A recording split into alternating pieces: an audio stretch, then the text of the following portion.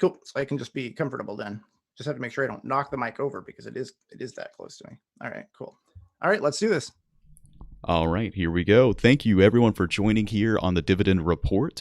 I am live on Periscope, Twitter, and YouTube right now. I've got a YouTube chat box open here, and that's the only one I can see. So if y'all have anything you'd like to say during the course of this discussion, please make sure that you're hopped over to YouTube right now. I'm working on the quality of the stream a little bit, so thank you so much for your understanding.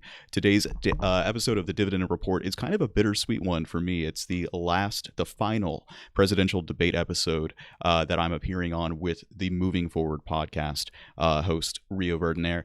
So please, sit back, relax. This is a discussion that I've been looking forward to for quite some time. This is also airing on the Moving Forward podcast as well, and I'll let Rio kind of take it from here.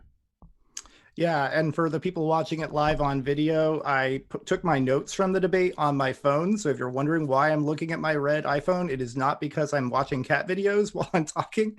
It's because I'm looking at my notes. All right, here we go. Welcome to the Moving Forward podcast. We are back for the final debate talk with Seth. And Seth from the Dividend Report is here to go over the last and final hurrah that was the Trump and Biden debate. Say hi, Seth. Hey, Rio. I promised that I wouldn't cry today because it is the final debate episode. I hope that you've got some other things planned for me to make an appearance for moving forward after this. Yeah, I'm sure we can work something out. Definitely want to keep you on as a recurring guest for sure. Are you glad that this is finally over, that there's no more debates that we have to trudge our way through? Yeah, I'll be especially glad if this is the end of the Trump administration. But I have to say, after that last debate, I'm a little worried. So maybe we should start with you giving me your overall impression of how the debate went. Do you think it benefited Trump more, Biden more, and why, etc.? Yeah, absolutely. There's also some numbers that I've seen that I wanted to bounce off of you, but maybe we'll wait until a little bit after the debate discussion to take a look at those. Regarding the election itself, some polling that's coming out. Right, that reminds me, Seth. You also said you wanted to read off a little thing at the beginning before we get into the debate itself. Yeah. You know what? Let's just start with that real quick because I think these numbers are too interesting to pass up. Now, I want to get your thoughts on this, and I've seen some of your tweets, so I have an idea of how you might respond. But you've been going on some Twitter binges lately, I can see.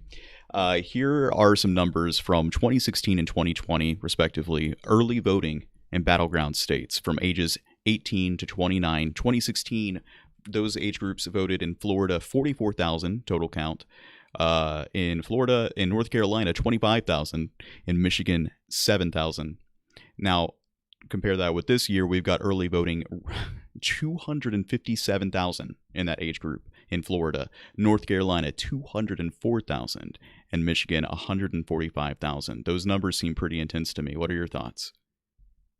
Well, yeah, but I mean, we have to keep in mind that while it might be true that voter turnout is high because maybe finally, hopefully, some people started paying attention and realized just how bad the Trump administration actually is, and that this whole, oh, both sides are bad, I shouldn't bother to vote thing really blew up in our faces. So if it does actually mean that we have higher voter turnout, then great. But I have to be a little skeptical about that for a couple of reasons. One, because #math, and two, because if we, rest on our laurels and think that, oh, we've got this in the bag, too many people are going to stay home and not vote who haven't voted already. So I think it's important that we forget about the polls and just vote like your life depends upon it, because it does. But to talk about the math thing, okay, well, here's the problem, right? It's a pandemic. We've massively expanded the availability of early and mail-in voting. There are lots of parts of the country where that wasn't really much of an option. It's much easier to do. It's more acceptable. It's more readily available, and more people are motivated to do it because of the pandemic. So we could be noticing signs that there's going to be high voter turnout, but it's also possible that they're just going to see far fewer people voting on election day, and the numbers could kind of balance out. I think that's a very, very good point, and that's what you need to expect to happen. Again, don't rest on laurels and everything. What interested me the most is from what I've been listening to about youth turnout in general, and how the effort to get them to get to the polls this year has been, is a lot of them really it's hard enough to get them physically to the polls, but it's also much more difficult to get them comfortable with the idea of mail-in ballots. I myself, man, I never send I never send mail. Anytime I have to do anything mail related, I feel so embarrassed because I really honestly have no idea how the entire mailing system works. So I'm going and physically showing up to the polls myself. So if this youth turnout kind of reflects more of how I feel about it myself, I think it's possible. This is the holy grail of politics. Every single election cycle we hear, hey, this is it. This is the year that the youth show up in numbers. And this seems a little contradictory knowing how few young people showed up for Bernie Sanders in the primary cycle, right? So maybe, who knows? Does that mean that they saw, oh, wow, nothing's actually going to get done if we don't show up and if we aren't represented in the polls? And here we go, we need to actually do it. That's a really hard thing to bet on. Yeah, that's a good point, Seth. I mean, a lot of, especially Generation Z, but even millennials and even older millennials like myself, we don't know much about the snail mail because how often do we actually mail anything? Sure, we get packages from Amazon, but how often do we actually mail a letter or something like that? Not very often, right? So yeah, that's good. That's a good point. Maybe this means that there really will be a high youth turnout. It would be long overdue if so. Because as you said, I've been on a Twitter binge, and Corey was getting on my case just today. Corey, the former co-host of the Moving Forward podcast, was getting on my case for wasting my time on Twitter. And, in a way, he's kind of right. I'm wasting my time talking to people on Twitter who probably aren't going to vote anyway. But it is very frustrating, though, to see all of these people who are to the left of the Democratic Party, the socialists, the communists, and they're saying, oh, woe is me. I don't have a party. Nobody represents me. And it's like, if you actually participated in the process, you might have a party. That's interesting. I've also seen from your Twitter page kind of a overarching concern that the left is, or maybe I've been misunderstanding the narrative of your tweets, that the left is going about things in a way that is generally a populist direction. I kind of felt that you had some concern on that front. So where's the line there? Well, I'll say this. I'm very happy that Barack Obama, in advocating for Joe Biden, gave a speech the other day where he said, among other things, listen, guys, socialism isn't the answer. We are not going to become a socialist party. We are a liberal party. And we need to focus on electing Joe Biden and on realistic, pragmatic progress. We're not going to throw out capitalism. We're not going to reinvent the wheel. Obviously, I'm paraphrasing him, but he literally did say socialism isn't the answer. So I'm really happy to see that. That's good leadership. So I don't know. I mean, am I worried about socialist takeover of the party? A little bit. But I'm actually, frankly, I'm more worried about the fact that Joe Biden is being associated with people who aren't even voting for him, right? You know what I mean? He's being associated with these rioters who are probably communists and socialists and anarchists, and some of them are even Trump supporters who are just trying to stir up trouble and make Biden look bad. They're not Biden voters who are doing it. These people on Twitter who are threatening to, cut people's heads off, gulags and guillotines, they're not Biden voters. But Trump's successfully associating Biden with them, and that is a big part of the reason that a lot of people who don't particularly like Trump are still going to vote for him anyway, because they've bought into the lie that Joe Biden is a puppet of the socialists. And it's scary, as it should be, because socialism is bad, frankly. It's absolutely wild to me that can actually be true. Like, they're somehow painting Kamala Harris as being more left than Bernie Sanders. And it blows my mind every time that I see this narrative being pushed. And apparently you're right. It is working to some degree. Trump supporters are extremely enthusiastic right now. You're absolutely right. Thank you for bringing up the Kamala Harris thing. The last episode Seth was on was the VP talk, right? We talked about the VP debate, which in some ways was more like, that was more of the grown-up debate, and the first presidential debate was the kids table. Anyway, whatever. But no, Kamala Harris is absolutely not left of Bernie Sanders. That is insane, right? And this is part of the reason why I think me spending time talking to actual far lefties who are left of the Democratic Party is helpful. Because if you don't talk to those people, then you could think the Democratic Party is the left. And you're missing, it's just not true. You're missing the point. Nobody could fall for the lie that Kamala Harris is left of Bernie Sanders if they have spent any time talking to actual Bernie Bolsheviks. Right. Because they hate Kamala Harris. She's a sellout corporate shill who threw innocent people in jail, right? Right. Yeah, you speak to anyone who identifies as a socialist right now, and every single time they hear Trump say on the debates, look, we're going in this socialist manner, they sit there and they go, man, I wish, right, a public option is going to turn our entire healthcare system into a socialist system and everything. Well, that was the thing about the debates, which I suppose we'll get into. But really quick, before we do too, I wanted to get this 538 article in, which had a really interesting broad view analysis of polls right now, the issues that divide people within each party. I thought there were some interesting things that came up, specifically the last point. If we don't talk about anything else, I just want to talk about this last one here. First, they kind of outline Democrats right here. Issues dividing Democrats. One, a national mandate for a coronavirus vaccine. 47% of Democrats support a national mandate to take the vaccine if one is approved by the Food and Drug Administration. 48 oppose it. More liberal presidential nominee. About 45% of adults who identify as Democrats or Democratic-leaning independents said that they had initially favored Senator Bernie Sanders or Senator Warren, 31% to 14% between the two, during the Democratic primary, and 28% said they preferred Joe Biden. 10% said they preferred former South Bend, Indiana Mayor Pete Buttigieg. So there's some more points on that, but I don't think that's too important. On the point of reparations, exactly half of Democrats, 50%, said they support economically compensating African Americans who are descendants of enslaved people, and almost exactly half, 49%, oppose the idea. It is an unpopular opinion more broadly. Only 27% of Americans, including 5% of Republicans, supported reparations. Wow. Only 5% of Republicans. And then on religion, 46% of Democrats felt that religious causes more problems in society than it solves. I'm not really interested in that data point here. All right, issues that divide Republicans. Trump's. Wait, before we get into that, let's talk about the Democrats for a second. Yeah. Okay, so my big takeaway there, that the one that, I mean, it didn't really surprise me, but it is definitely very, the numbers are really big. Right. The number of people who supported Bernie, I mean, you know, Bernie Sanders or Elizabeth Warren got lumped together. And then that number was 40-something%. And the number of people whose their first preference was Joe Biden was 20-something%, right? So people could look at that and say, oh, that means that Joe Biden didn't really win. There must have been, you know, like the DNC must have been pulling the puppet strings and somehow rigged the system. But that's not true. What happened is that, first of all, you're combining the support of two people and comparing it to the support of one person. So, of course, the support of two people is it's not terribly unlikely if it's higher than the support of one person. Mm-hmm. Then, of course, there's the fact that lumping Biden and Warren together might make sense if you're talking about, broadly speaking, the progressive Democratic base versus the more like establishment centrist base, right? But Bernie Sanders and Elizabeth Warren are very different from each other in a lot of ways. For one thing, Elizabeth Warren calls herself a capitalist and Bernie Sanders calls himself a socialist, right?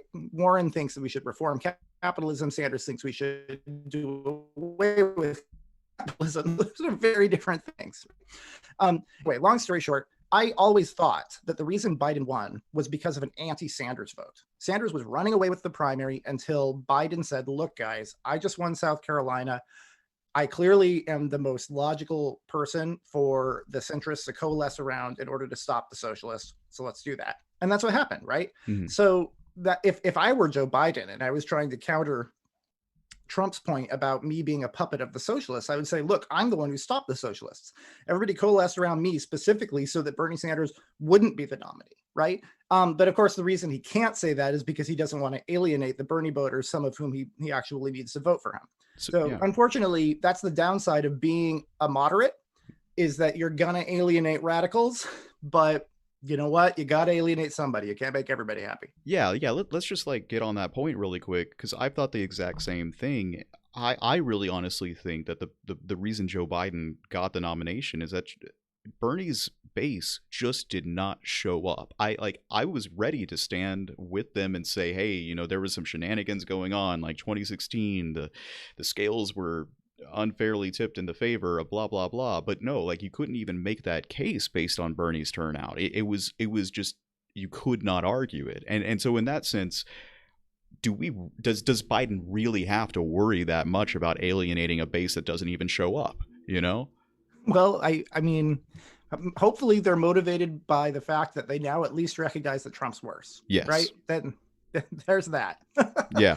In which case, maybe Biden should try saying what I'm saying. But of course, the number one thing, and this is going to be related to my takeaway of the overall impression of the debate. The number one thing you want to do when you're ahead is you don't want to rock the boat. You don't want to say or do anything that could potentially, throw a wrench into the system. Whatever you're doing is working. You're ahead in the polls, so just kind of coast to the finish line. Okay, but yeah, let's talk about what divides Republicans now. All right, Trump's speech and behavior. 46% of Republicans said they wished that Trump's speech and behavior was consistent with previous presidents, compared to 53% who disagreed. That was a popular sentiment with the broader public. 68% of American adults and 84% of Democrats wish Trump acted more like his predecessors. A public health insurance option. 45% of Republicans support a government-operated health insurance plan that all Americans could enroll in, while 47% oppose this idea, according to a New York Times Siena poll. This was also a popular idea overall. 67% of Americans, including 87% of Democrats, support a public option. State and local government policies to limit the spread of COVID-19, such as requirements to wear masks. 56% of Republicans said state and local governments are taking responsible steps to protect people, while 43% of those said those moves are unreasonable attempts to control people. English words. These policies were broadly popular. 76% of Americans, including 94% of Democrats, said state and local governments were taking reasonable steps. Wow, a lot more points on the Republican side. Let's pause there. Do you have anything that you wanted to harp on? I mean, it's just appalling that any percent of any party, 20% of Democrats are okay with the way Trump behaves and speaks in public. Ugh, gross. Yeah, I thought it was pretty interesting that so many Republicans are okay with a public health insurance option, considering that's exactly Biden's plan, is it not? Yeah, but keep in mind there are a lot of single issue voters out there. There are a lot of people who are motivated by quote socially conservative values who are not going to back Biden. True. That's very true. A mini Green New Deal. 46% of Republicans oppose a $2 trillion plan to increase the use of renewable energy and build energy-efficient infrastructure, and 45% of Republicans supported it, according to a New York Times Siena survey. The question referred neither to Biden nor the Green New Deal. Well, that's the reason. The former vice president had a $2 trillion proposal that focuses on both improving America's infrastructure and reducing the nation's use of fossil fuels. It's basically a shrunken down version of the Green New Deal. I just want to point out here that this, to me, sounds like Obamacare versus the Affordable Care Act. It comes down to the framing of it, if that's the case. That's part of it, but also a very shrunken down Green New Deal, right? If we were to get everything they want in the Green New Deal, it would like dwarf that proposal by a lot. Are you saying $100 trillion?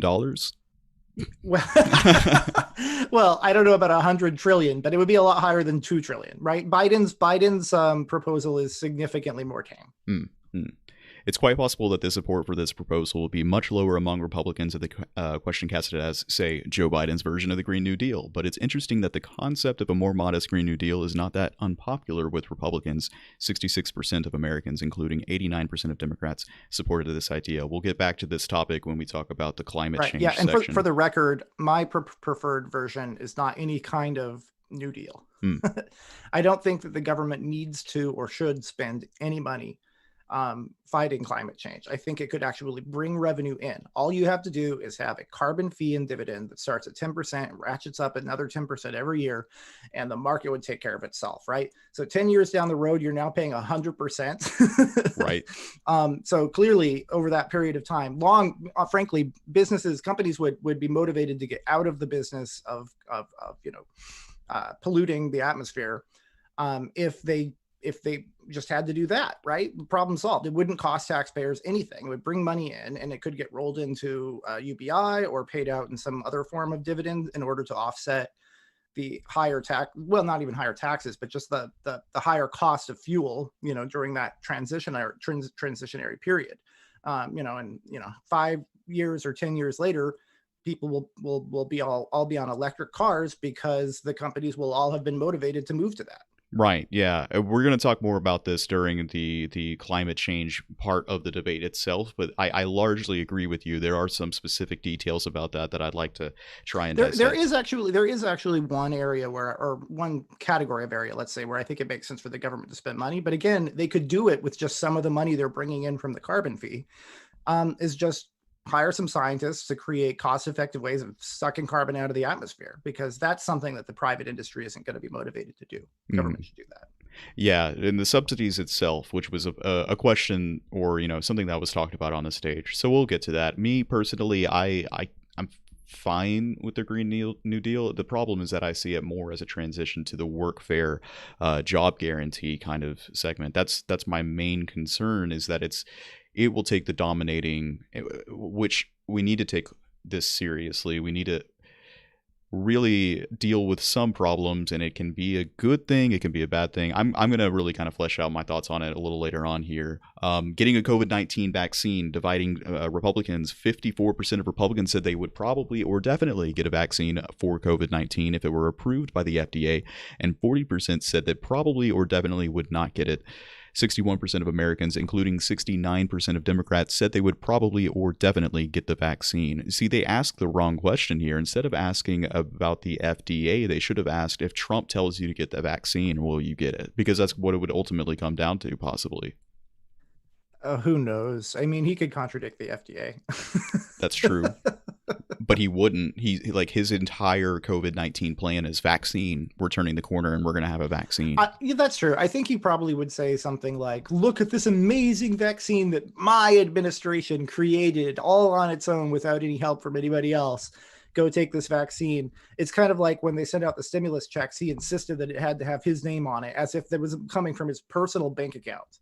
Which, how was so, he able so to tacky. do that? I still wonder exactly how. Because other politicians cared more about helping people than about making themselves look good, and all Trump cared about was making himself look good, so they just let him have it.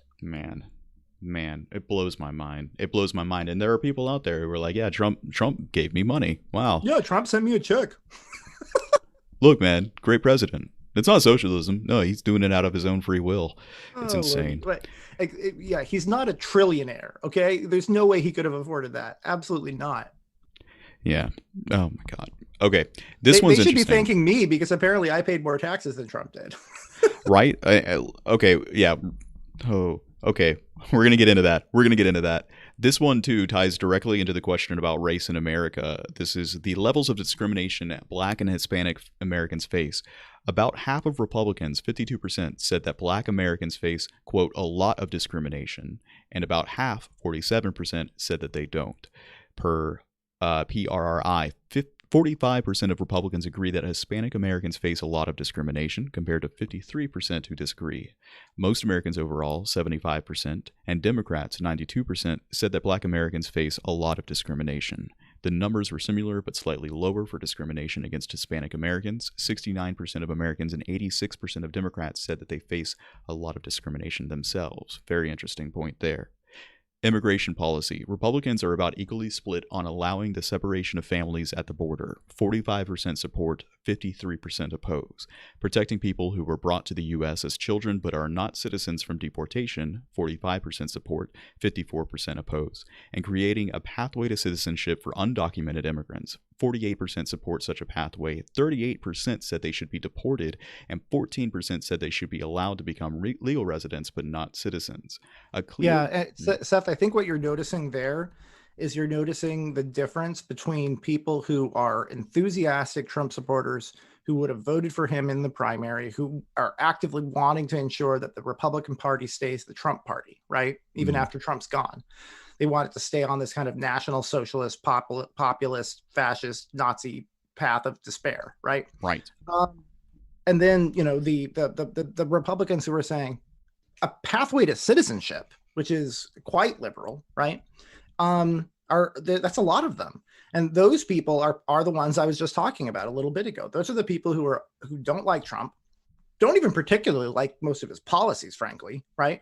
But they worry that the Democratic Party is going too far left. right? Mm, And so they feel like, oh gosh, I have to choose between, the lesser evil.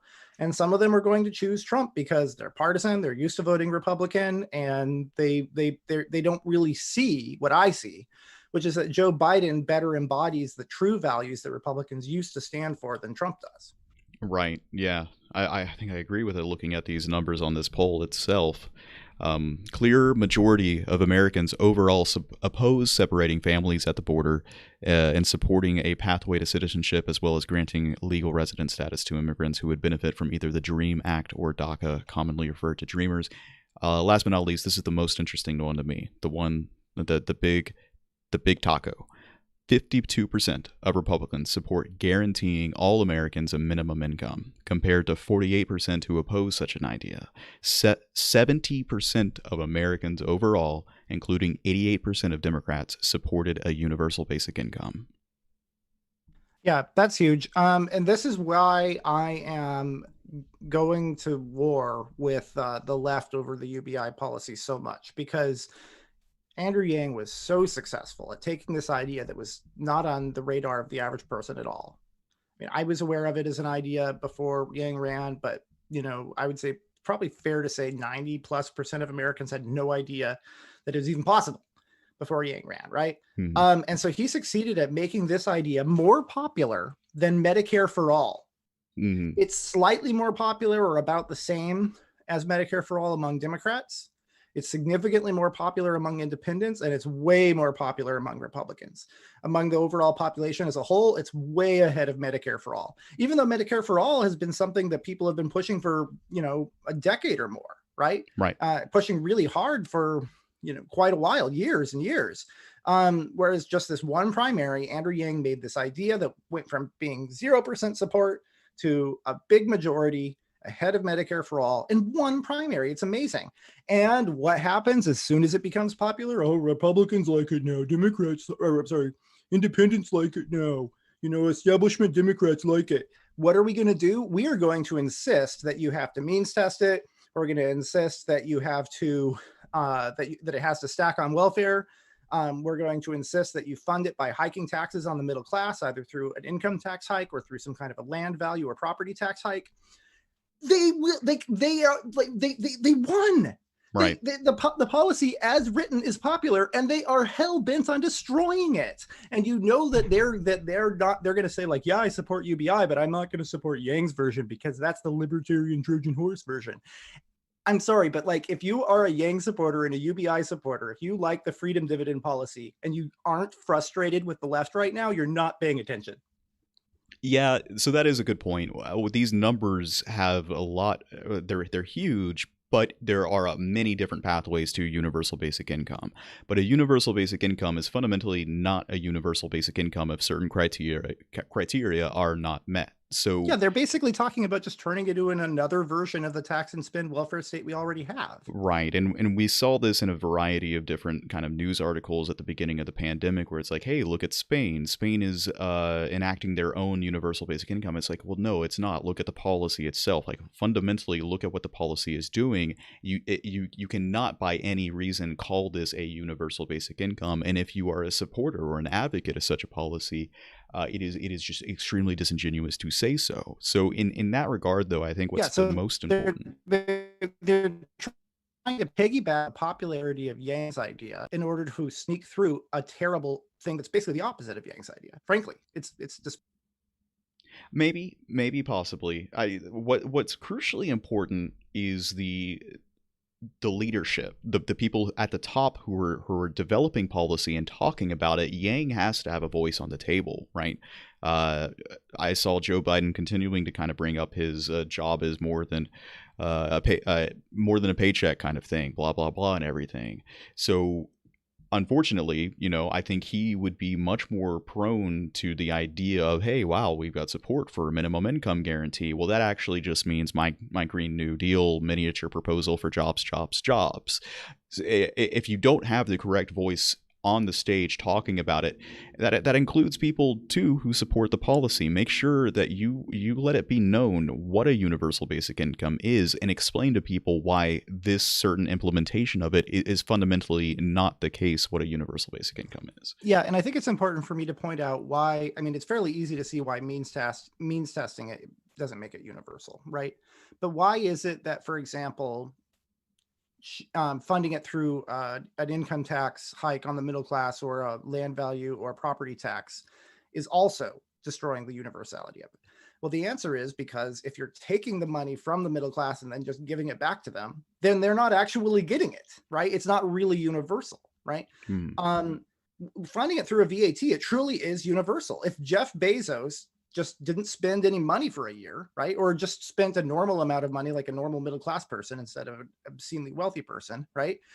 He would come out ahead too, right? Because it's not based on your income. It's not based on your property that you hold. It's based on how much you spend. It's based on your VAT. Now, of course, the companies that he owns would be paying VAT de facto, but they're passing that a lot of that onto the consumer, which we've talked about, and that's part of the reason the left doesn't like the VAT, because it's supposedly regressive.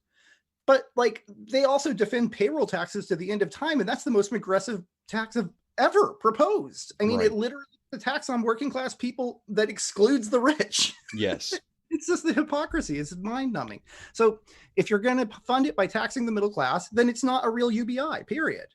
Yeah, 100%. And again, Andrew Yang's voice is just crucially important at this point. I also think the most ideal thing that could happen is, you got AOC plus 3, as Trump likes to talk about it. You got Tim Ryan, who pushed forward that $2,000 per month kind of deal. And I noticed that in some of those, even the more progressive ones, there was still like the question of, well, how far up the income ladder are we talking about here? Even the stimulus checks, the $1,200, they fell short.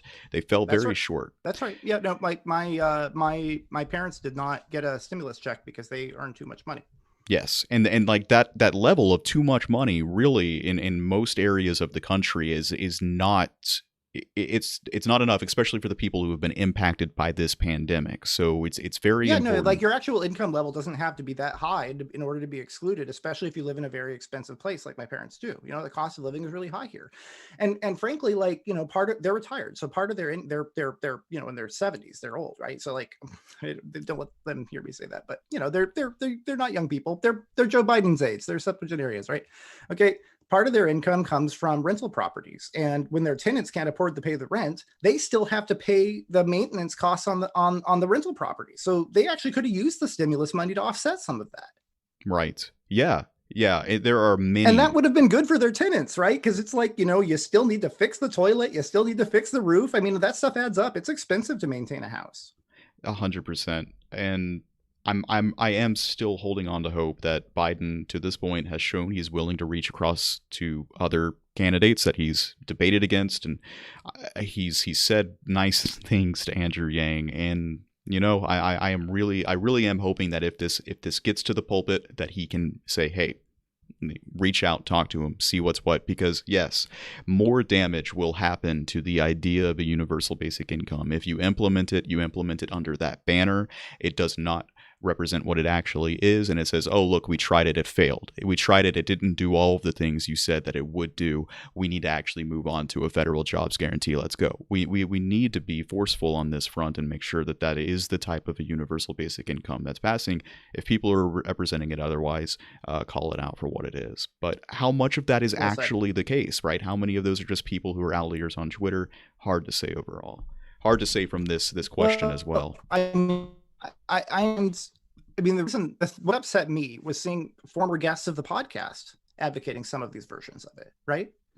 And so we're not talking about just random outliers. We're talking about people with blue check marks next to their name who have thousands or tens of thousands of followers who care about their opinion, who care about what they have to say, and who associate them as part of the Yang gang, right? So no, I think it's unacceptable. I really do. I think it's a betrayal of Andrew Yang. I'm like, first of all, I get it. Like, if you actually just disagree, you think Andrew Yang's policy is wrong and you have a better idea, fine. It's a free country. You have every right to advocate for that policy, but don't call it a UBI, because it's not. Mm-hmm. Mm-hmm. Yeah, I think we would largely agree there. The devil is in the details, as they say. So those numbers are extremely interesting. Also, the extremely interesting discussion that's had today is the debate itself. We had a very different debate in comparison to the previous one. Really quick, before we even get into the topics and all of that, did Trump ever announce that he had taken a virus test, a coronavirus test? Wait, you They both and that, candidates were supposed to get tested before the oh, debate. before the debate, I don't know. I don't know whether or not I watched it on C-SPAN live, right? Like, I watched some of the pre-part, but they didn't really say. So I don't know. I know in the first debate he showed up late and therefore was not able to get tested, Hmm. and very likely was contagious at the time. So if he had been close to Biden, he might have infected him. Right. I mean, for all we know, Trump might have been intentionally trying to infect him. It wouldn't That's put it true. past him. That's He's like, true. I've already got it. I like that's not a joke really. If there's another thing that I took away from this debate is that once you understand how Trump's psychosis is, you can't stop seeing it at every single point. It popped up time and time again tonight, which I'll talk about.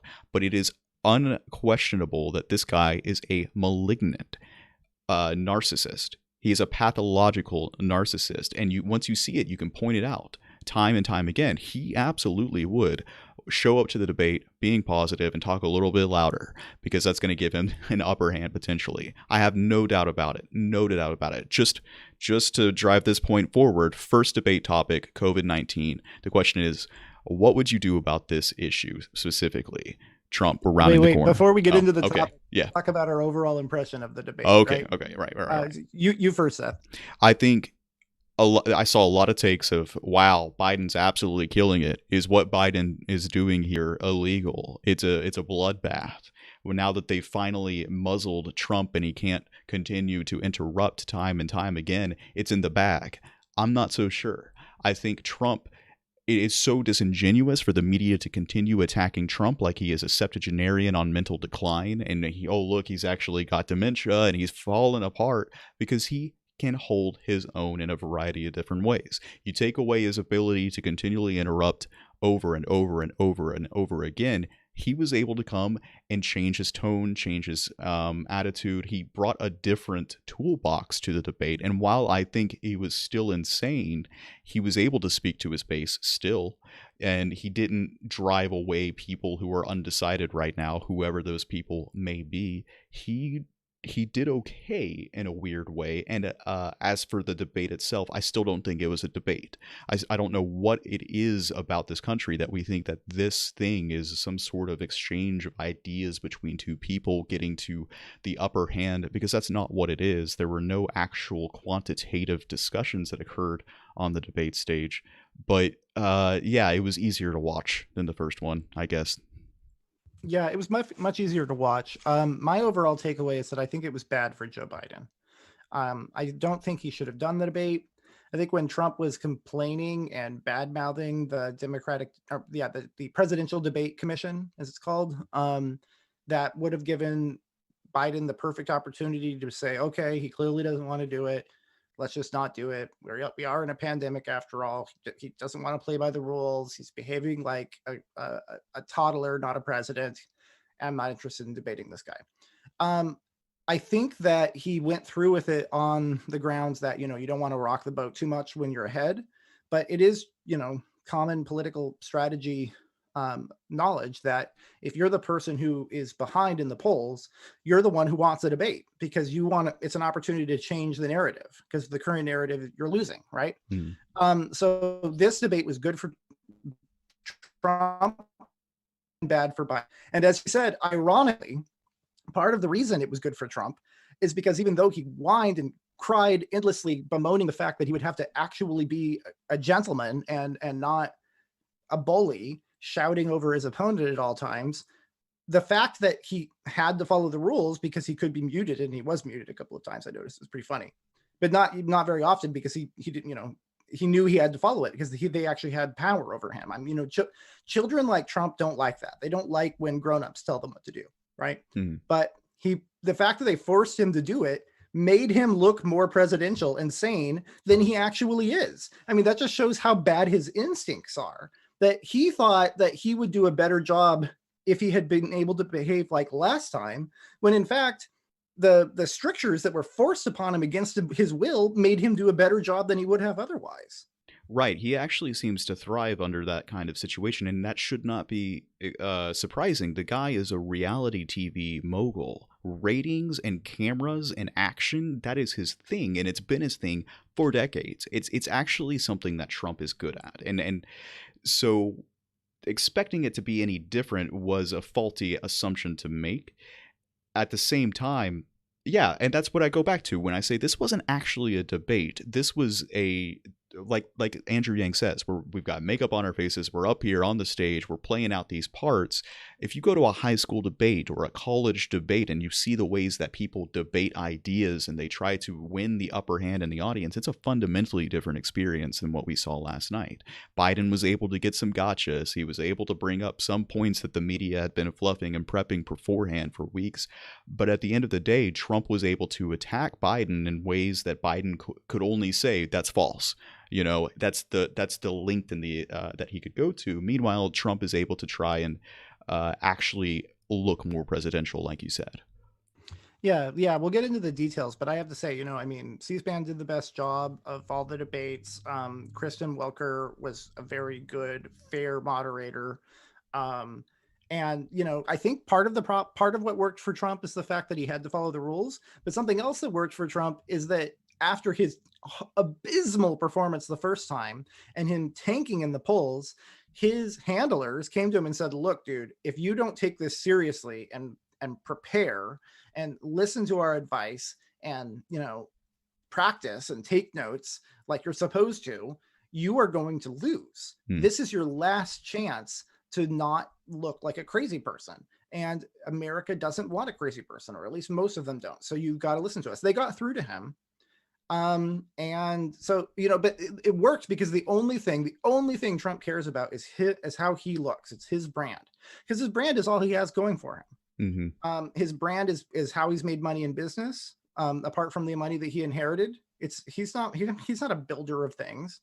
He sells his brand. That's who he is, and so that's all he cares about. He doesn't want to be embarrassed, which is why we all need to go vote for Joe Biden, even if we don't like him. Consider it a vote for embarrassing Donald Trump. It's so weird. I know you're right, and if you've seen any of his rallies that he's been holding, progressively over time, you can see his ego is starting to show its ways in that he's like a wounded animal looking for some support. He tells his audience, he's like, "Nobody wants me." And he waits and he hears them shout, "We want you, we want you." It's a sickening thing. And you can see it, like it's feeding him this energy. And he's just like this child. It's very effeminate, actually, if you think about it. Like, a lot of Trump supporters, we're chauvinists, we're real men. Meanwhile, here's this guy who has caked on makeup and fake hair and who just like talks like a 14-year-old girl at a in high school. "Oh, nobody loves me. Oh no, we love you. You're so pretty. You're so smart. No, they don't care about me." And it's just so pathetic. It's quite remarkable that conservatives vote for this person, frankly. If there are any left in the Republican Party, and I'm not sure there are. It is the biggest negative effect on my mental health lately is seeing his supporters in his rallies, knowing just how this cult of personality works, and understanding that reality is working in a way that I do not agree with. It's difficult. They just feed him, like, and they just shovel it. It's insane. They love doing it, but he is essentially a wounded animal, and he will not, his ego is the most important thing. I think his advisors absolutely probably did approach him and say, "If you don't do this, you'll lose." And he was able to take that and run with it. And that's what we saw on the debate stage that night. Yeah. And when I said overall it was bad for Biden, I don't think that Trump swayed a lot of people on the fence, because I don't think there are a lot of people on the fence. What I think there are people who lean toward Republican, who naturally are reluctant to vote for Biden. And they're thinking about probably not voting for Biden, maybe sitting it out, maybe writing in Jorgensen, right? Um, and they're just looking for an excuse to go ahead and check the box next to the R or fill in the circle next to the R, as it may be. Um, and what Trump did is he reassured some of those people, Yeah. which is not good for Biden, right? He managed to get a few votes. He managed to hold on to a few reluctant voters from last time. He's still not going to get as many of the reluctant Republican vote as he did the first time, in my opinion. Yeah, and that's what you hear anytime you had the microphones held up to an undecided voter. They say, "Well, I really hate the way that Trump talks and the way he acts and everything." So anything that can better that image, even though what he's saying out loud is completely insane.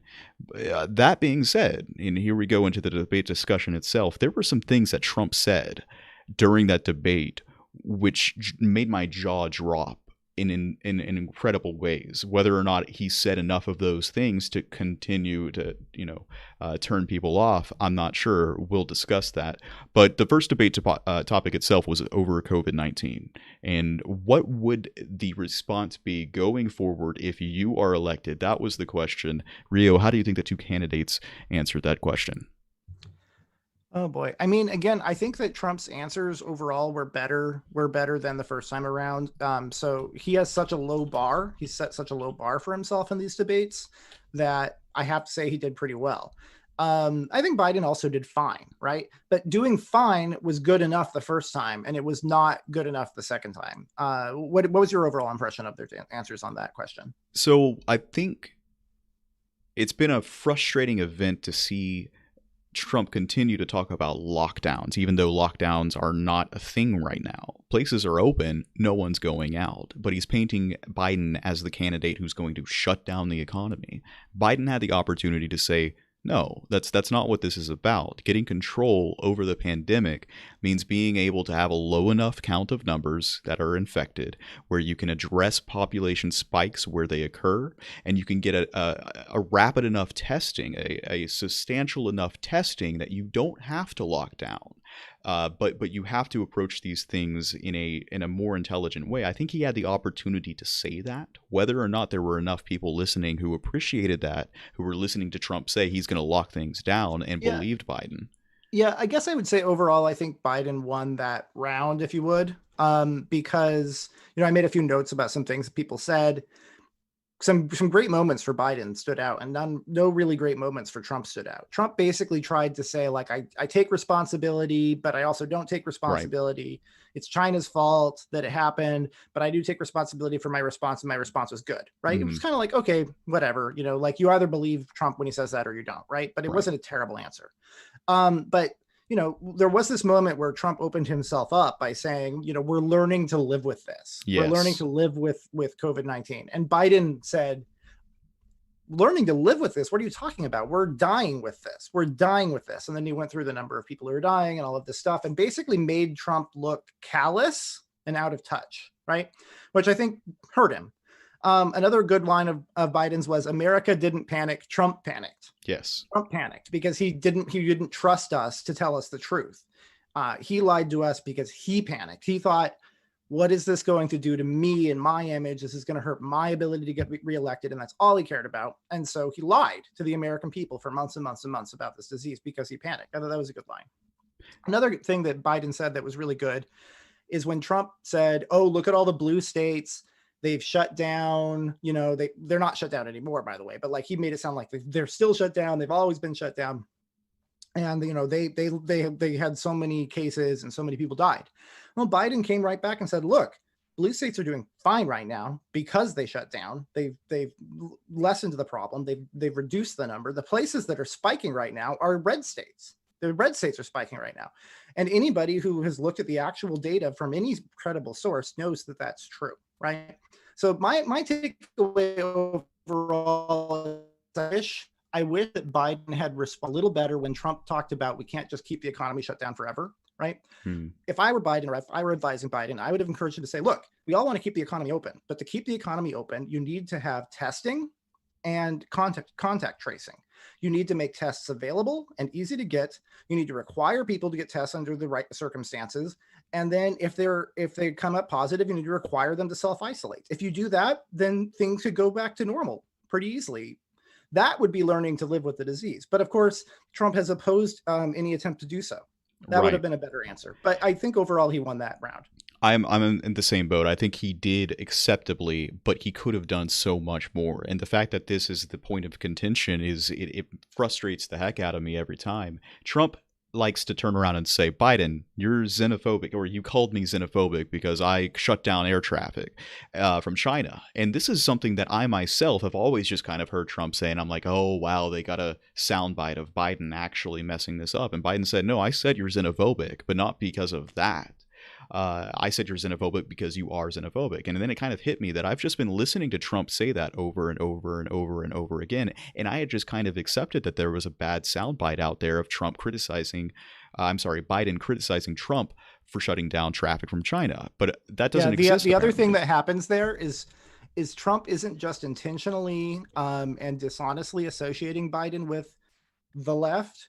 He also mixes them up in his head. Right. He hears somebody like AOC say something, and then he remembers it as Joe Biden said it, because in his mind, Joe Biden and AOC are the same person. It's bonkers. And fundamentally, that's why I have an issue with the debate format itself, or not even, I guess, the debate format itself, but also Biden's ability to say, well, what are you talking about? Show me. And there was a point in which Trump promised, I think it was on the issue of fracking. He said, you said no fracking. And Biden said, I never said that. Show it. I should have looked this up before today's episode, but Trump assured everyone it's going to be on my website tomorrow. Something tells me it wasn't.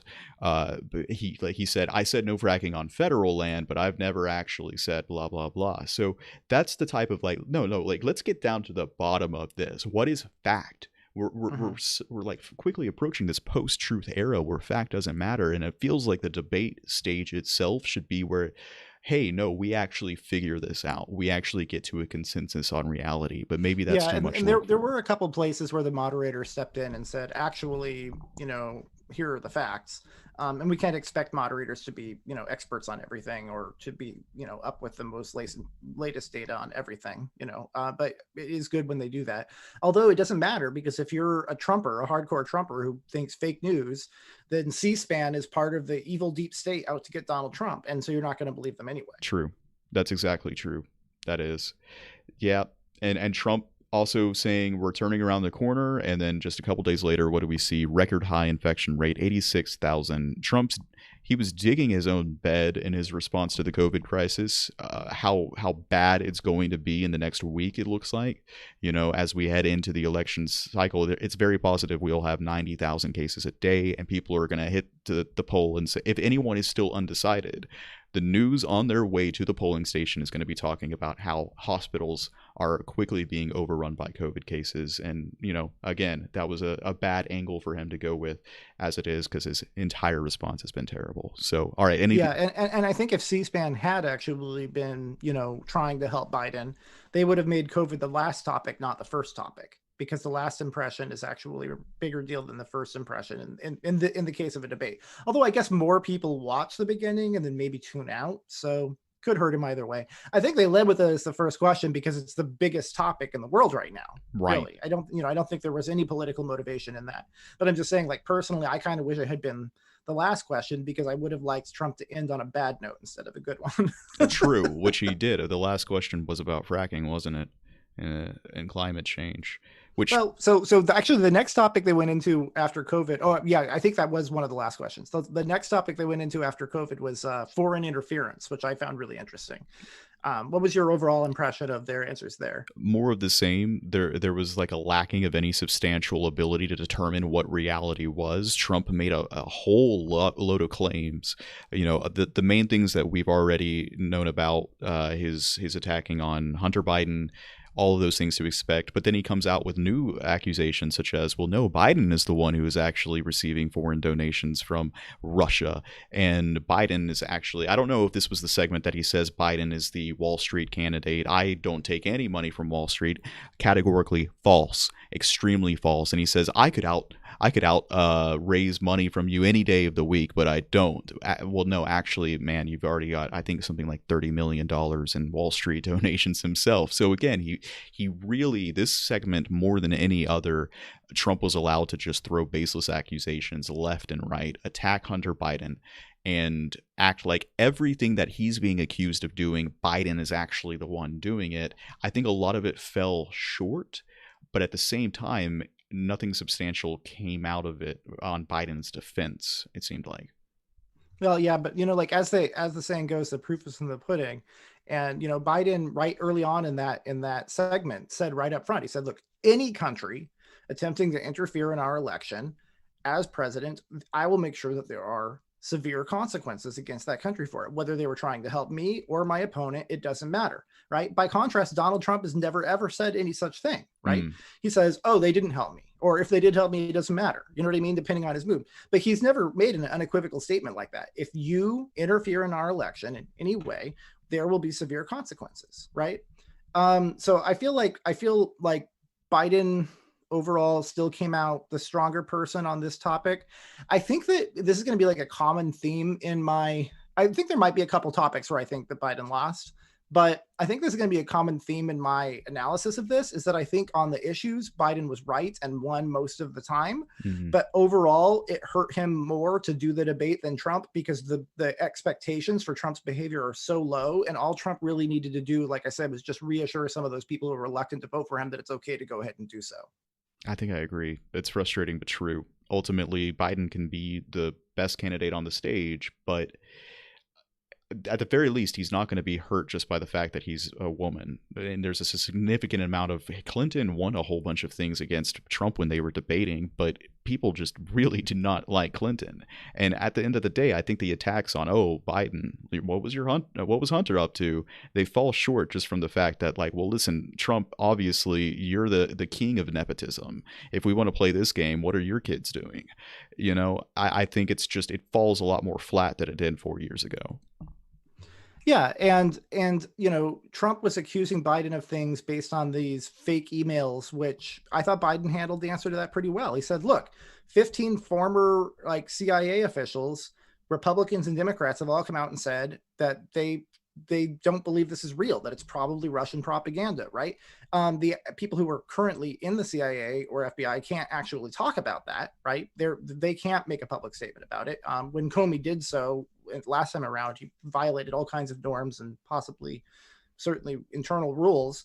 So they can't talk about it. But former ones, Republicans and Democrats, are saying, like, this is so obviously Russian propaganda. Come on, there's no there, right?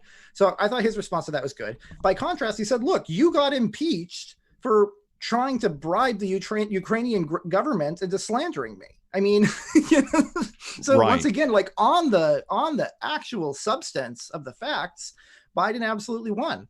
But all Trump had to do was not look like a buffoon. Right. Yeah, you're absolutely right. I guess deep down, I've been hoping desperately for some kind of, come to Jesus moment for Republican candidates to see the comparison between him and the candidate that he's been attacking. And that's a bit of a naive and silly assumption or silly desire for me to have going into this. It's just fundamentally is not something that will happen. But I don't think that there was much else that happened in the foreign interference kind of discussion there. He brought up Trump's China account that apparently has been in the news recently, but I don't think enough people have had time to really digest that for it to make any kind of significant effect one way or another. Just a lot of accusations being thrown. Yeah, there was a little brief conversation where they got kind of off topic and it started talking about taxes because it was, tangentially related to foreign interference. Yeah. Trump accused Biden of taking money, and Biden's like, look, I've released all my tax returns. You're the one who's got something to hide. And Trump's answers on that were bad the first time around in 2016, and they were worse now. I mean, he said, I'm under audit. Mm-hmm. I'll let you look. You were under audit 4 years ago. You're still under audit, right? Mm-hmm. I mean, I'd love to release them, but I can't because I'm under audit. He said, I prepaid my taxes. What does that mean? You know what I mean? Like, if you do that, then you get a tax refund, but like they still counted as taxes paid, right? He didn't pay them, right? The reason he didn't pay taxes the year that got leaked is because he was still claiming losses from years and years before, which they allow super wealthy people to do under the tax code. He if he earned profit, it still hadn't exceeded the money he lost in previous years, so he didn't owe money, right? The truth of the matter is he didn't pay taxes because he's not a very good businessman. He's not actually making money. That's the real reason, right? But prepaid his taxes, what bullshit, right? something I found really amusing was he referenced some kind of an agreement with the IRS. The IRS has been real unfair to me. I have an agreement with them. I have an agreement with them. Okay, well, you have an agreement with them. Yeah, because you owe them $300 million. You're on a payment system. You're in debt to the IRS. That's your agreement. They've been unfair to me. Like they're letting you pay it off, dude. Like, back in the day, we used to throw people like you in debtors' prisons. But whatever, Donald Trump. Right. Yeah. No, and you're completely correct about you're making losses, extending that. That was one of the biggest parts of Trump's tax cuts, was extending into the indefinite, right? I think they had already extended it in previous years to something crazy like 70 years. Like you could declare up to 70 years worth of losses on your business as a tax deduction. And now with this newest tax cut, it's indefinite from what I understand. So you can take losses that your company may have made from decades ago and use that as a justification to not pay taxes in this business cycle. Yeah, and if you're a normal person who works for a living, you can do no such thing. Right. You can do no such thing. And like, again, on the record, Trump has said, I'm smart because I don't pay taxes, quote for quote. What I'm hoping for is a kind of come to Jesus moment for Republicans. At this point in the game, you should know Trump doesn't pay taxes at all. The fact that he's trying to defend against that shows the culpability on his Yeah, I mean, exactly. Who do you believe, Trump or Trump? Right. Yeah. It's a hard choice. But that's the thing, is that for his supporters, it's not about what's true. It doesn't matter. It's all about emotion for them. Yes. Trump gives them permission to be the horrible people they are. And that's all they care about. Yeah. It's about the liberal snowflake tears. Insane. Even though, again, he's the one with his tail tucked between his legs going to his rallies asking for support, emotional support, because he's not getting it from the media. Man, dude, his book that Mary Trump wrote about his fundamental lack of any accessibility to love during the most important years of his early development, that his mother just neglected that kind of growth. It shows when you see that. You can't unsee it. But anyways, well, and last thing on the subject of foreign interference, this is just my analysis here, right? Look, it doesn't matter. Even if Russia doesn't have any compromise on him, even if he doesn't have any loans that he owes to Russian banks, which he almost certainly does, right? But even if all that speculation isn't true, speculation based on some evidence, but even if that's not true, it doesn't matter. All that we need in order for him to be president benefiting Russia is for him to be a chaos agent. And that's the number one reason why Vladimir Putin wants Trump to win. It's not because Trump is his puppet, to whatever extent he is or isn't. He may or may not be. I suspect he probably is to some extent. But it's more like it benefits Russia when America is at war with itself. Yeah. When Americans are fighting with one another, when there's chaos and violence in the streets, and when we're on the cusp of civil war, when we are susceptible to demagoguery and aren't paying attention to the actual facts, when we have a president who is weirdly pro-Russia for no reason, right? All of that benefits Putin, whether he's a puppet or not. That's the thing, is like they just want a chaos agent. They don't want a competent, sober, pro-America president like Biden, who's going to look out. And Biden said this, look, I look out for the national interest. You can talk about Hunter Biden doing business in the Ukraine all you want. It doesn't matter, because my job was to look after the national interest of the United States. And that's what I did, right? As vice president. Yes. And he's right. He did. He was much, much tougher. He and Obama were much tougher. Trump sides with our enemies against our allies, whereas Obama and Biden, just like George W. Bush, just like Bill Clinton, right? Just like Ronald Reagan, just like every president other than the treasonous traitor Trump, right? They sided with our allies against our enemies, not the other way around. Yes, and Biden had the opportunity. Called his friends thugs, and he was right. Trump is friends with thugs. He is a thug. And he said, we were friends with Hitler before World War II. That was powerful. Again, it shouldn't have to be said. Like, listen, you can quickly wind up in a situation that you are not foreseeing. Foreign diplomacy, foreign policy is not an easy subject. It is extremely difficult, and you have to have a State Department that it has had years of development to know what it's doing, and the type of activity that we've seen, the people who have been leaving the administration. It's deeply concerning for sure. Biden also had the chance. Oh no, like you brought up the point about possible compromat or not. Did you happen to watch Borat 2? No, I have not seen it. Okay, so I mean, it's up in the air as to the Rudy Giuliani segment of that. He was caught with the young female who, at first, okay, she people were saying, oh, he knew that she was supposed to be 15 years old, and he found himself in the room with her. I don't think that's quite true. She was dressed up as a reporter, blonde hair. She looked like she was straight out of Fox News or One American News Network. It was the exact type of thing that the boomer Republicans who sit and consume Fox News all day are endlessly attracted to, these blonde women. And they somehow wind up. I had to mute the movie because I have such low cringe tolerance, but you can see him. It does look like he was tucking his shirt in, but at the same time, it does appear that he was trying to, well, he was looking for something else. It seemed clear to me. He had his hand on her posterior. It was extremely just inappropriate. At the very least, it was inappropriate whatsoever. If Sacha Baron Cohen can get Rudy Giuliani into such a compromising position, the compromat is out there. I don't care if Trump aside, all the people who are endlessly supporting him are like Rudy Giuliani. They're drunk all the time, and they're going to wind themselves up in bad, compromising situations. And you don't want that in your government. That's my opinion from what I saw. But it's terrible. Yeah. So briefly before they moved from foreign interference to foreign policy, they had a little discussion about free trade. Did you catch that? Yeah, a little bit, but I didn't pay too much attention to it. Yeah.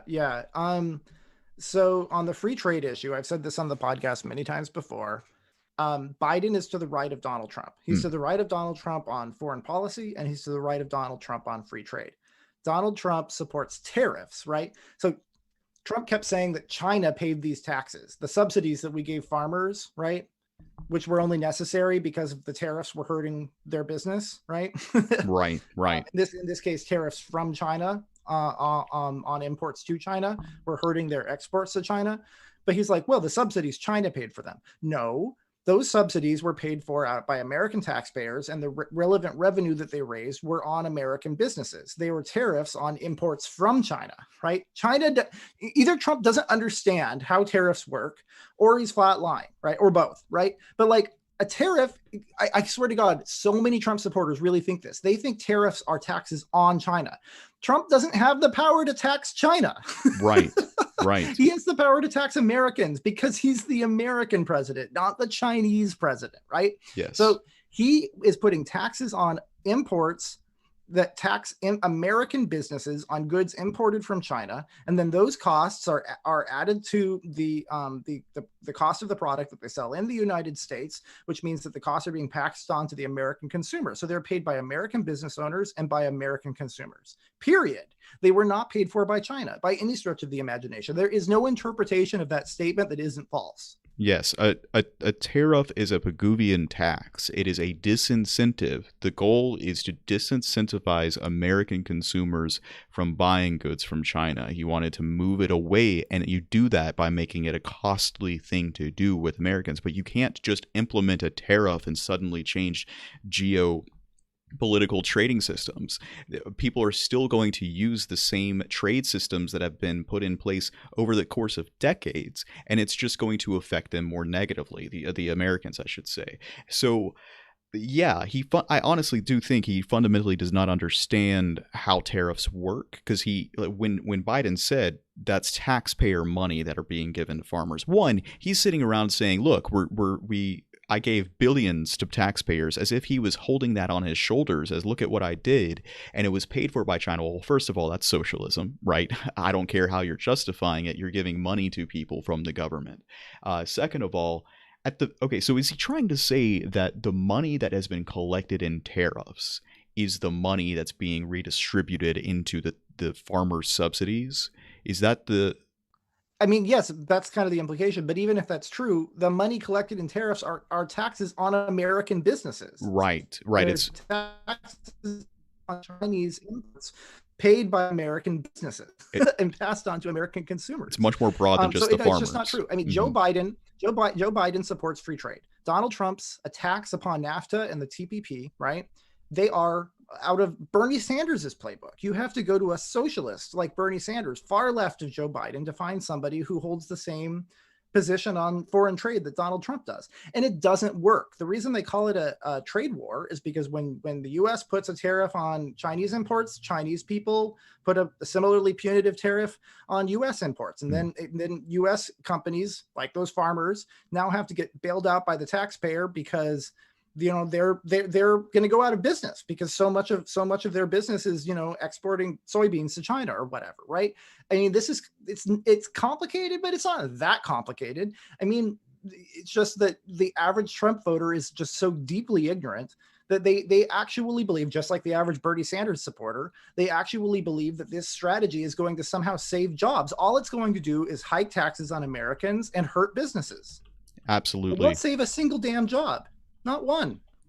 And it's completely how you don't look at that and say free money for nothing. It blows my mind that people are so willing on the right to just flip over so quickly. That was absolutely beyond my comprehension. I really just don't think he doesn't get it. But they move from foreign interference to the economy? Because I have healthcare next. Oh, that's right. Yeah, there was also a separate foreign policy discussion that was separate from foreign interference. I'll go through my notes on that real quick, and then we can switch to the economy. I'm sure that's the one you want to talk about the most. No, let's go for it.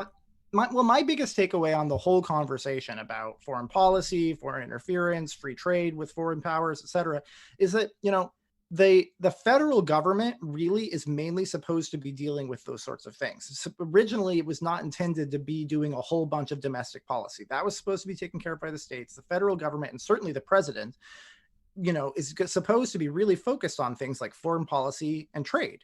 That is, and enforcing the law, not making the law, right? Trump thinks that he can just be king and make the law, and the judges all have to agree with him because they work for him. None of that is even remotely how the American system is supposed to work. So the two things, or really the one thing that, the two things that we should expect a president to actually really have influence on, that he actually should have influence on, the enforcement of the law and our foreign policy, which includes free trade, right, and war, et cetera, right? Those things, and even there, he's supposed to involve Congress more than presidents have recently, and that's not just Trump. Other people have done that. But just think about it. When people say, "Oh, I don't really care about trade. I don't really care about foreign policy," okay, then you don't care about the president, right?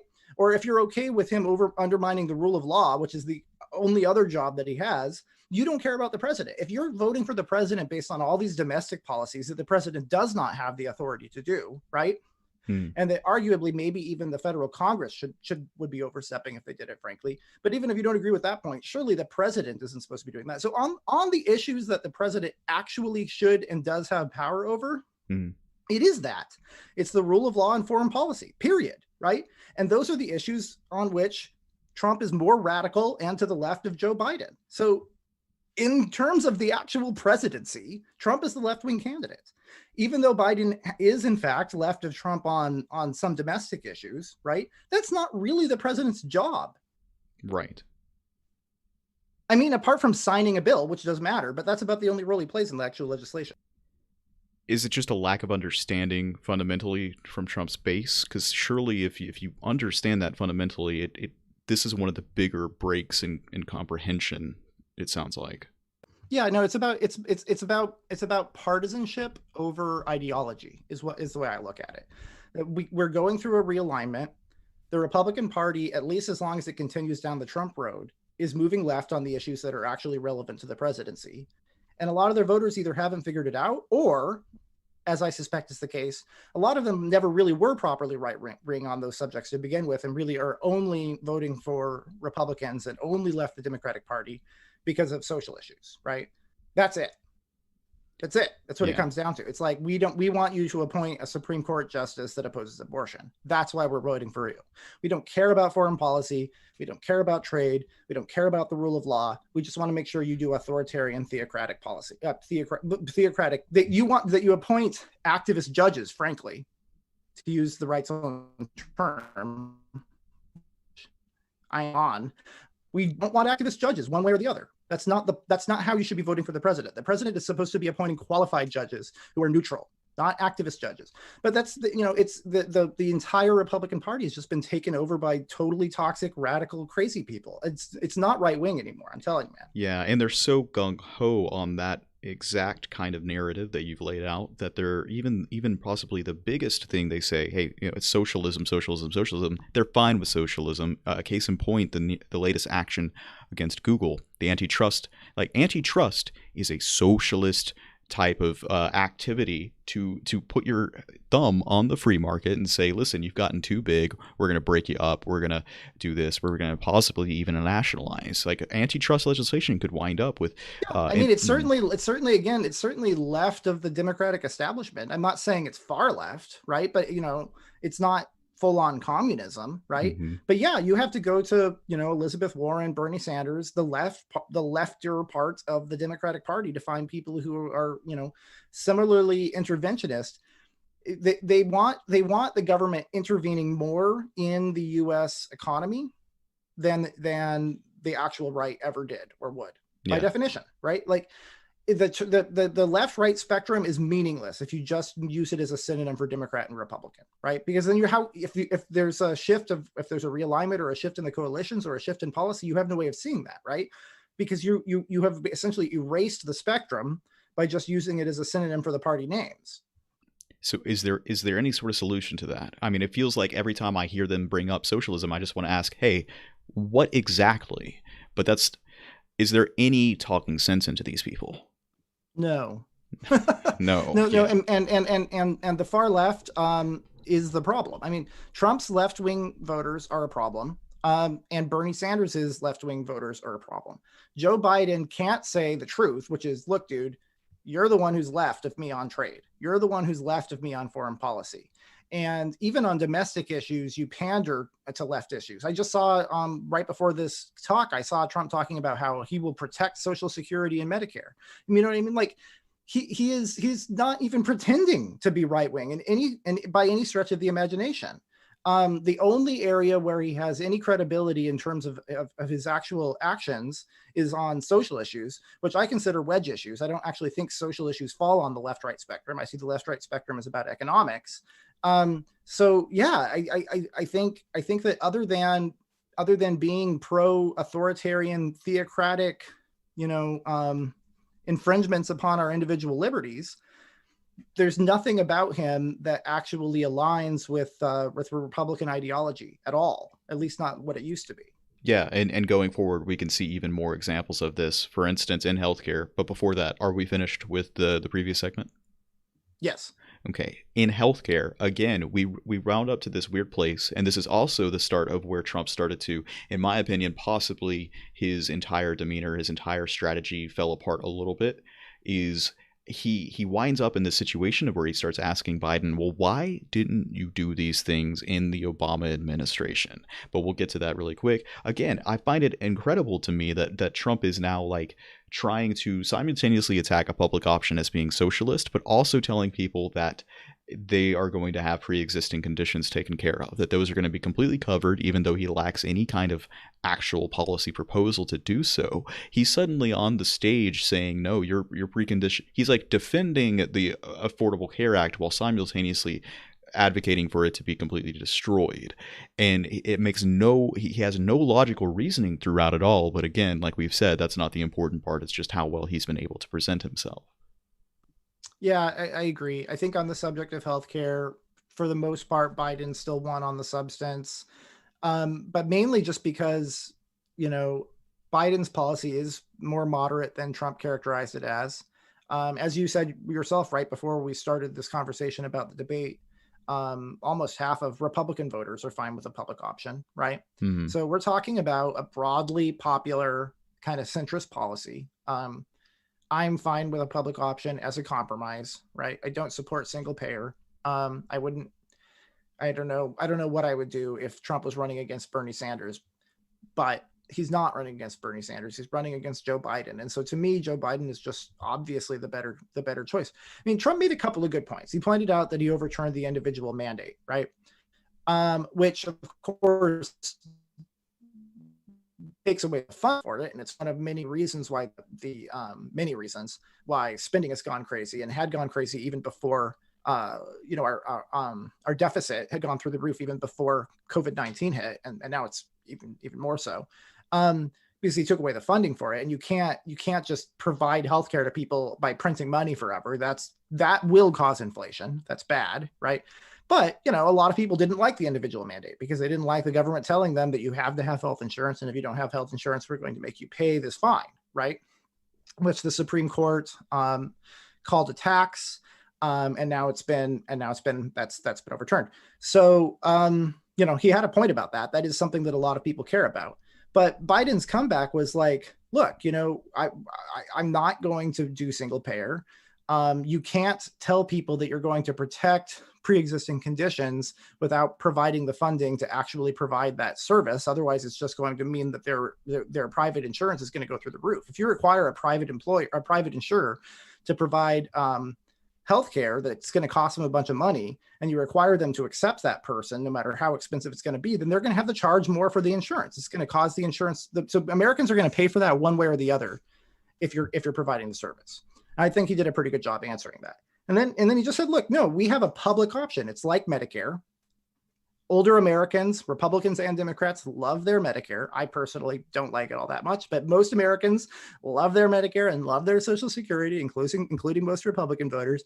It's basically just a Medicare-like public option that low-income people are automatically enrolled in for free, and that if you make over a certain amount of money, you can buy into it, or you can buy private insurance. That's it. Private insurance is still there. It just provides a key. He said it provides competition with the private insurers, which would actually bring down the cost of private insurance and increase, and therefore people would have more affordable options. So yeah, again, on the substance, I think he won, but overall, he shouldn't have done the debate. So, well, to Biden's credit at this point, he was able to say, I won out against the people calling for socialized medicine during the primary cycle. You're facing me. I'm Biden. I am the one who had the best idea, and that was the public option. You think that you're running against someone else. That was kind of the narrative that you were talking about earlier, saying this is what Biden needs to really kind of hold forward, even though it may alienate more members of the left, right? Yeah, and that also gets to the point of, you said, what can Biden say? Can Biden tell Trump, look, no, you're the lefty? No, he can't. Because if he does that, then a bunch of Bernie Bolsheviks are going to be like, oh, I knew it. He just said it out loud. He really is the right winger. I'm going to go vote for Trump. I'm seeing people jump from Bernie Sanders to Trump all the time. And I'm seeing people jump from Trump to Bernie Sanders. I had Aaron Hubbard, who's this great guy who happens to be to my left, is a recurring co-host of the Moving Forward podcast on for a few episodes past. And he talks about how, yeah, I was brought up conservative, very conservative. And now I'm a socialist or socialist curious. And I was like, yeah, because the kind of conservative you were is basically a Trump voter. It's an ex-Dixiecrat. It was never properly right-wing. And it was all about social issues, frankly. And you thought of yourself as being anti-socialist, but you didn't really understand them, right? And so, of course, you're going to say like, oh, I just found out that everything I was told was a lie. Well, yeah, because you were a person who was on the left all along, cynically manipulated by the Republicans into voting for them not against your interest, but against your will, basically, against what you would want to do if you were a more informed person. So, of course, you jumped from that straight over to the socialist side. That's like a hopping from one rock to the next. If you were to go from that to liberalism, which is actually properly right-wing, that would be leaping over the whole lake in one bound. The big concern that people on the left have with the public option is you can point to countries that it works pretty well, but the concern is that it's easy to attack and defund, and it's not going to result in any actual significant progress at the end result. And I think here in America, especially, there may be some truth to that. Do you agree with that concern on the left? No, I mean, I don't. I understand why people who prefer single payer prefer it, but I don't understand people who think that a public option wouldn't be an improvement. If you think single payer would be better, then you should also think a public option would be better, just not as much better, right? And it's just, as a matter of fact, it's just not true, right? If you have, even Obamacare, which didn't have a public option, it put tens of millions more people on insurance than were on it before. Is that not progress? And this would ensure that we'd have universal coverage. Anybody who wanted insurance would have it.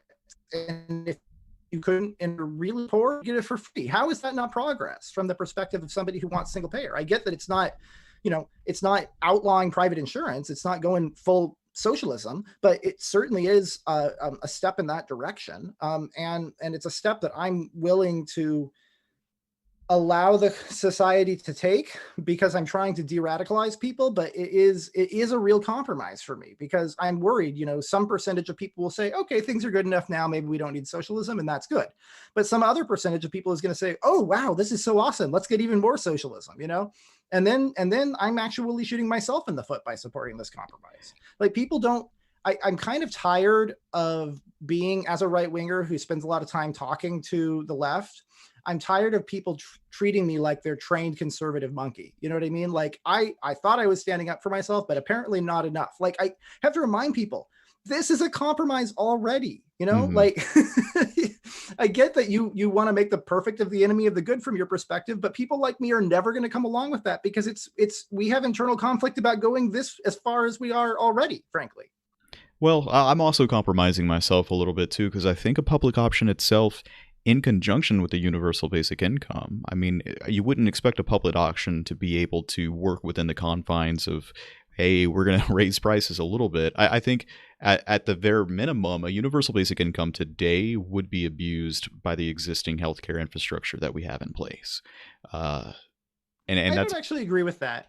I think that people who say, for example, that if you have a UBI, then your renter is just going to increase your rent, they forget that you can't just charge anything you want for a product or service. There is a market force that means that it puts a cap on what you can get away with charging, right? in real estate, Because yes, but in healthcare.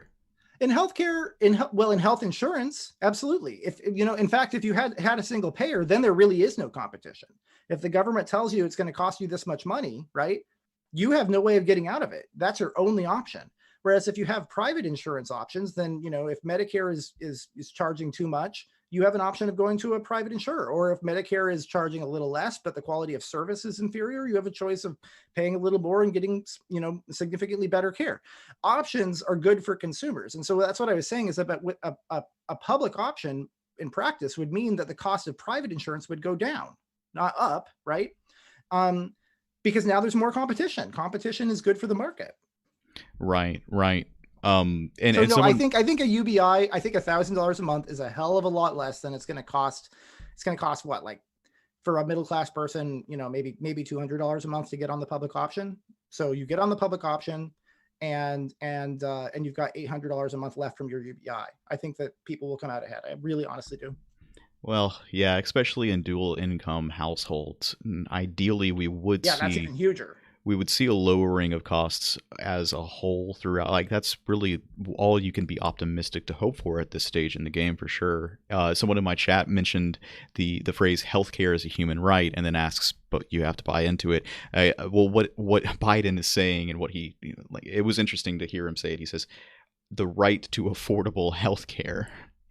He said, "I believe everyone has the right to affordable healthcare," which, yeah, that if you're on the left and you do think, hey, everyone should have the right to healthcare, I can understand how that's a pretty contentious option.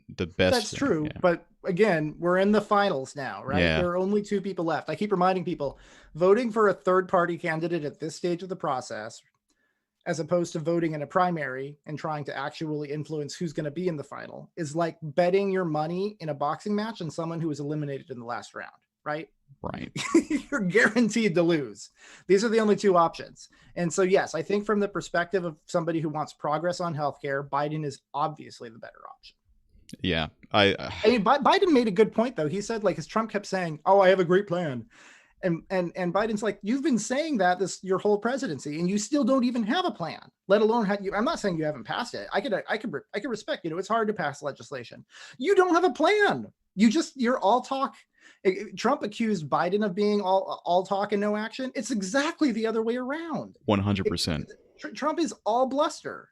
Yeah, and that's the next part as well, is Biden was saying these things, and then Trump suddenly turns it around and he says, well, why didn't you get it done? 8 years, you had 8 years, and then he likes to bring up the 46 years in total. And it's like, well, first of all, and one of the things that Biden refused to do, this is actually on the criminal justice reform section of the debate, but he refused to really point out the fact that he only had 4 years. Once McConnell got into office, like that's really something important that he missed out on saying, was we have been continually blocked by McConnell left and right. Look at what he's doing right now with the Supreme Court.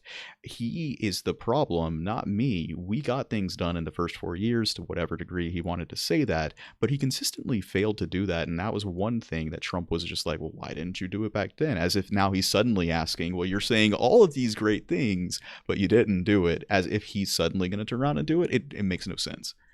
Yeah, no, I mean, if you think of it as a below average intelligence person trying to convince other below average intelligence people to vote for him, Yes. he's going to say whatever is going to persuade them.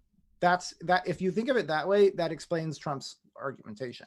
If you try to look for a coherent ideological or policy position, or like ideology or philosophy behind his statements, you won't find it because he's not operating at that intellectual level, frankly. Right. Not specifically like low intelligence, but which we'll talk about that itself. But it's like it's the debate style of a child. If you've ever listened to a child try and persuade people, that is exactly the kind of thing that they'll go to. I know you are, but what am I? Right. Right. That is exactly it. And you see it play out on the national debate stage. And for 30% of the population, it works just fine. Insane. All right. So did we wrap up healthcare? Yeah. I think we covered most of it. I think so. What's next on the list? Economy and the stimulus. All right. I'm sure you have things to say about that. How did you think that went down, Seth? Hands down, this is the thing that I'm always paying the most attention to. It is important, again, I think that Biden is able to delineate the difference between the stock market and the economy, because Trump, again, thinks that he, even in the midst of millions and millions and millions of unemployed people, is saying it is the greatest economy that it's ever been. Biden, it was a little bit weak that he said, but then again, I liked it. He says, where I'm from in blah, blah, Delaware, people do not live off of the stock market. And then Trump brings up, well, 401ks are doing better than they've ever done. We have to talk about the separation between the wealthy and we're now down to two classes, and it was a little odd to me that all of a sudden Biden starts sounding like Bernie Sanders, talking about how wealthy the 1% have gotten during the time of the pandemic. It was a little, I wasn't ready for it when I was listening to it. I thought, wow, we really have come a long way for Biden to start using that kind of rhetoric, in my opinion. I mean, it's also just smart politics too, though, right? I mean, you don't have to be a full-on socialist to recognize that a normal middle-class American is not living off their passive investments, right? I mean, even if they're retired, right? They're living off some combination of Social Security, the fact that they managed to buy a house before the cost of housing went crazy. And yeah, sure, they maybe have a 401k, right? But like the idea that just looking at the stock market, especially for people who are still working age, who aren't retired yet, that's going to be, be all and end all of understanding the economy is just wrong. And Trump knows it's wrong because he kept trying to tout his low unemployment numbers before COVID. And, there was some truth to that, but unemployment was also dropping when he came into office, right? The first couple of years in office, you're still kind of riding on the coattails of your predecessor. It's not like the president, whether it's a Republican or a Democrat, it's not like the president can snap their fingers when they get into office and instantly the economy is different, right? That's not how it works. Look at what the economy was like when he came into office and what it's like when he's leaving. Right. That's how I judge it. And yes, of course, COVID was part of it, but he also flubbed his response to COVID. And Biden's right. That's part of the reason that we had to shut down for as long as we did, because he didn't succeed at stopping it from coming in the first place. Yeah. And stopping travel from China wasn't enough. We should have just stopped travel, period. And then we should have required everybody or slowed down travel, actually, be more realistic. Stop it, then start letting people in, require everybody to get tested as they come in from everywhere, do contact tracing, require any place where there is a breakout, require all the local residents to get tested, and then do contact tracing. If we had done that in the first couple of months, we wouldn't have had a big outbreak to begin with. We wouldn't have had to shut anything down. And that's just the truth. But he didn't want to do that because he thought that would hurt his chances of getting reelected. And that's all the man cares about. And I already know going forward, just to go back to the COVID for real quick, Europe is seeing unbelievable spikes right now. It is awful. What's happening in Europe, and they did lock down, and now you're going to see them flip again and say, well, look, look, they all locked down and now this wave is hitting them, as if they're going to completely disregard all the good that locking down did happen. I mean, yeah, sure, we're probably seeing some fatigue in conjunction with the winter weather moving in, people spending more times indoor, being in closer contact with one another, but they're not going to be talking about all of that. So, again, you can't win with these people, but ideally, yes, that would be the correct situation. And again, in 2016, regarding the unemployment numbers, 2016, Trump's going into office saying, well, they're not telling you the real numbers. Bernie says the same thing, right? We can talk about unemployment rate all we want, but what about the I'm sorry, I'm totally blanking here, but the number that doesn't account for people who have been out of the workforce for a certain amount of time and who aren't actively searching for work. I don't think there actually is a term for that. It's the They just measure unemployment incorrectly.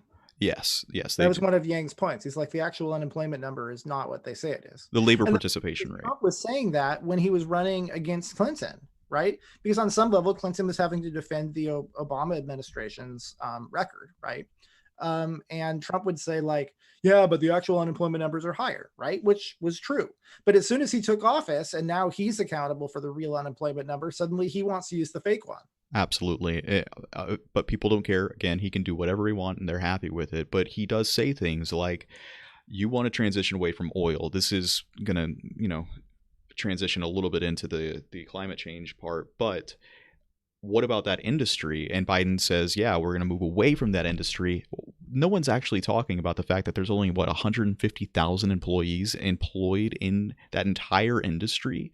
And yes, we've talked about this before. That industry is eventually going to be displaced and disrupted by renewable energy, by, better nuclear technology, just like coal mining went away and it wasn't going to come back even as hard as you tried. Some of these plants are going to close for good just by the nature of the economic reality that we're transitioning into. This is again why I thought a universal basic income should be the pinnacle argument of a platform going forward, because part of the truth is that displacement, whether it be from automation or just better technology in general, even if you'll have more jobs being employed in an overall Green New Deal type of thing, you'll have more people installing solar panels or however you want to talk about it in infrastructure, displacement will happen. People aren't going to be able to transition easily. That's the concern. You can't just let them fall away to the wayside as you move on to bigger and greater things. Unemployment will go up. That's only a bad thing insofar as income is solely tied to employment itself. So he tries to use that again, like this double-edged sword, and say, oh, Texas, do you hear that? Pennsylvania, do you hear that? Again, you can really hear his insensitivity. He knows that he's about to lose these states, possibly, that it's on the line. So I don't know. Yeah, that's kind of moving from the economy a little bit into the environment, but Right. they're also related. Yeah, on the subject of the economy, Trump and Biden had a little exchange about the minimum wage that I thought was revealing. Yeah. Trump said that he thought the minimum wage should be set at the state level because what it costs to live varies from place to place, and too high a minimum wage in some places might cause them to go out of business. Biden wanted to have a increase the federal minimum wage. I mean, it was kind of a dumb discussion on both sides, frankly, because first of all, within a state, having a $15 minimum wage in a rural part of the same state versus an urban part of the same state is going to have a wildly different impact, positive or negative, on the economy, right? So setting it at the state level doesn't really solve that problem, if that's your reason for opposing setting it at the federal level. Also, we already have a federal minimum wage. So unless you're talking about doing away with the federal minimum wage, which Trump wasn't proposing, the argument doesn't really make sense. But also on Biden's side, he didn't seem, I think like he could have explained his actual position a little better, which is like, I think it's long overdue to increase the federal minimum wage a little bit. And we can do that without hurting small businesses in small towns. But yes, of course, local cities and so forth should be able to set higher minimum wages, as they already do. That would have been a better answer, but he kind of flubbed that one. Yeah, the moderator asked, you are in favor of a $15 per hour wage. Why is that? And he said, yes, I am, because we're going to have to bail them out too. He referenced, yeah, that was the way that he responded in the first sentence. And I think that after that he tried to regain, but it did kind of come across as though this is how we're going to help with the displacement that's occurred from the pandemic, which doesn't quite make a lot of sense to me. But again, how is it going to help to force somebody who is barely struggling to get buy a small coffee shop in a small town, force them to pay all their employees. You know what they're going to do if they hike the middle class in those places? I'm sorry, if they hike the minimum wage in those places, they're going to lay people off and they make the coffee themselves because they won't have any choice. Yeah. So yeah, I think Biden flubbed that. But part of the problem again is he's afraid of alienating the left. Bernie Sanders has so many people convinced that a federal minimum wage of $15 an hour is the only way to do it, and so he has to pander to them, even if it's bad policy, frankly.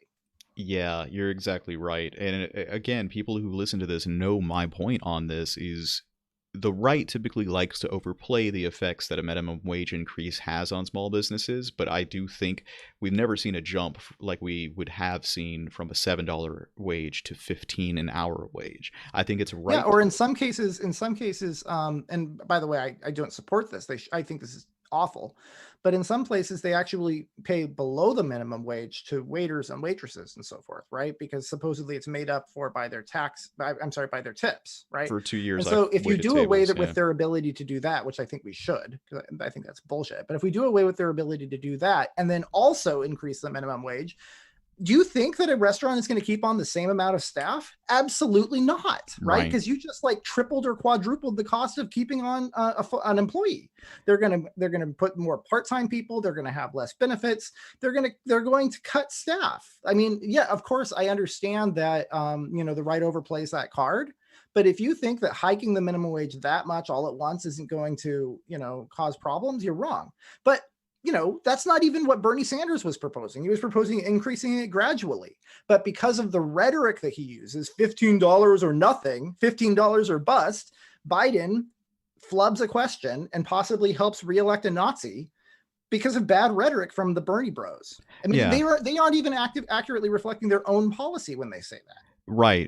The criticism works when you're talking about these large conglomerate businesses that exist in all states, the Walmarts, where I think it's more apt to say, well, are we worried about whether or not the small business can afford it, or are we worried about what the value is that these workers in the broader scope of the Amazons and the Walmarts, like we shouldn't be worried about the cost of living where they are because Amazon is everywhere. So the workers who are working there are providing a certain amount of value. I understand that's not how the labor market works, but that's where the left's criticism of capitalism lies. It's that the labor isn't being truly represented. I mean, I agree with you, but that's part of the problem, right? I mean, like I hate traveling the world and seeing the same box stores and the same chain restaurants everywhere I go, right? Like, I mean, if you're a communist, you want to McDonaldize the whole country, right? You want everywhere to be the same. You want everybody to have the same things and every store is the same. There's no individuality. There's no personality. So yeah, you're probably all for that. But like, frankly, if you're a small business owner competing with Walmart, it's hard enough already. If all of a sudden Walmart is able to pay a minimum wage that you can't afford to pay, right? And so you not only can you not afford employees, but Walmart is taking all your employees from you. Then next thing you know, Walmart's going to be the only store left in that small town where people can buy anything. And that supposedly increases quality of life. You're losing all the mom and pop shops that actually make better products and better food, et cetera, et cetera, et cetera. I mean, people don't think this stuff through. I mean, that sounds like a really awful lifestyle. And Yang brought this up in the War on Normal People. Amazon employs about 630,000 people. Walmart employs 1.6 million. Amazon is increasingly taking more and more of the market share out of Walmart, and that is without a minimum wage increase. You increase the minimum wage to $15 an hour. Amazon benefits from that just off of the numbers alone. They have less workers that they are suddenly going to have to pay $15 an hour more to. So that's true. At some point, Walmart will have to start closing stores. Yeah, right, because they are competing with Amazon, right? Right. And so what they'll do is, yes, of course, Walmart can afford to pay $15 to somebody in Timbuktu, Nebraska, but the question is, does it make sense for them on their books to do so? If it's costing them more money to maintain that store in Nebraska than they're bringing in revenue, or even if they're just making less profit than they could make somewhere else, they will shut that store down.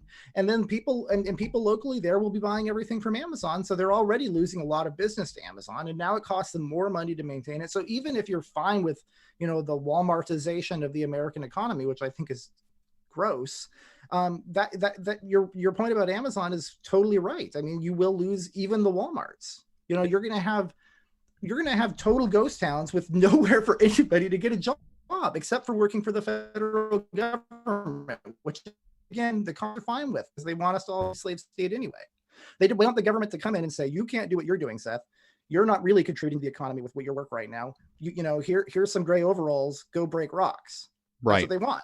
Right. And the gradual aspect of it, too, is also a big problem. How many years are we talking? Because every single year, the federal inflation rate, as set by the Federal Reserve, around 2%, they've failed to reach that in previous years. And I think the crisis has made some interesting changes to that dynamic. But every year you go without making an increase in the minimum wage is a year that you're making less in the grand scope of the economy. So if you're like waiting 10 years to get to $15 an hour, meanwhile, that $1,200 stimulus check was in the scope of weeks that people got. That was an immediate income boost to them.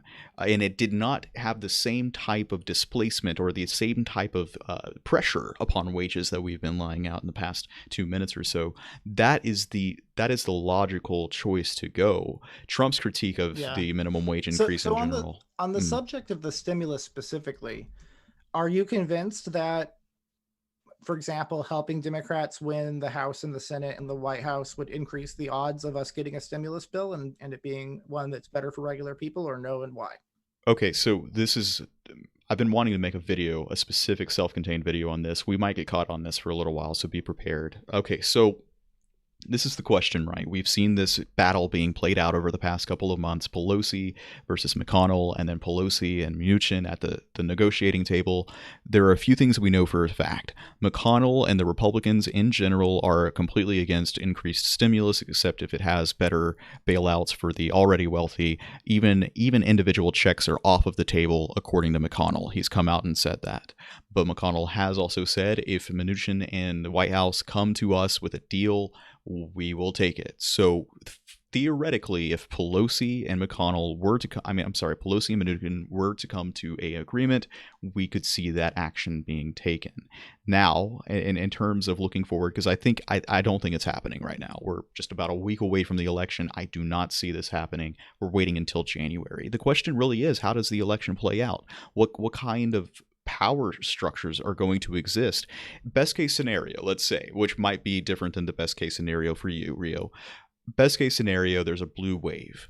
It's a super majority. The Democrats own the House, the Senate, and the White House. But do they really? Like, because now there are going to be two different sides. There's AOC plus 3.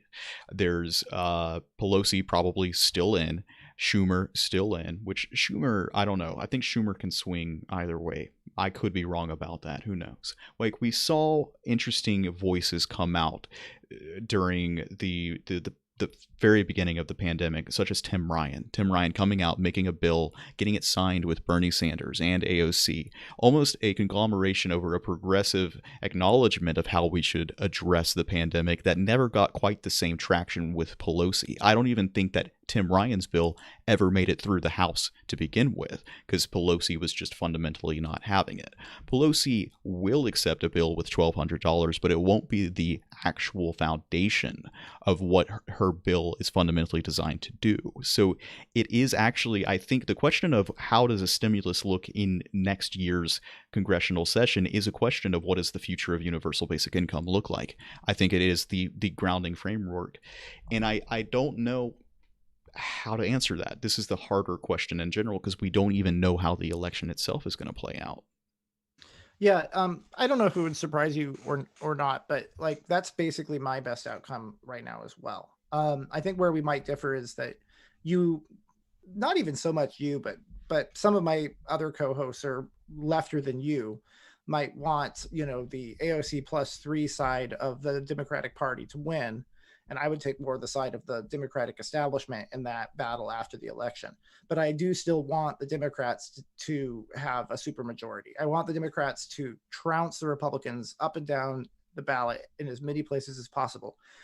And the reason for that is simple for me. As I've been making the case all along, the Democratic establishment is doing a better job of standing up for the kinds of values that real conservatives actually care about than the GOP is right now, while it's subservient to Trump's National Socialist agenda, which is deeply un-American and anti-conservative. It's radical. Radicalism is the real opposite of conservative, not progressive. Conservatives are fine with progress as long as you don't throw the baby out with the bathwater. Radicals want to throw the baby out with the bathwater, right? Trump wants to throw out the baby of liberal democracy itself, the Constitution, the rule of law, etc. He is an existential threat or way of life. He is about as far away from a conservative as you can get. So if the Republicans lose big, right? If the Republicans lose big this one election, then they have a chance to say, whoops, looks like going down the Trump road was really bad for our party. He really tarnished our brand. What are we going to do to solve the problem? And then I'm hoping that what they will do is they'll recognize that you can't be the party of capitalism while you're dependent electorally upon working class voters in the deindustrializing flyover states, right? How could you be the party of capitalism when the other party is the one that controls all the states that are making all the money and paying all the taxes? And you're only able to win the states that are taking more in federal benefits than you're contributing in federal taxes because you're not productive states, right? That makes no sense. Right. So I would like to see the Republicans lose so that they can say, okay, Trump's strategy worked kind of in the short term. In the long term, it's clearly not a winning strategy. Let's moderate on social issues so that we stop alienating economically right-wing people in California and New York, and let's start winning in those states, and then we can be a real small government, fiscally conservative party again. That's what I would like to see.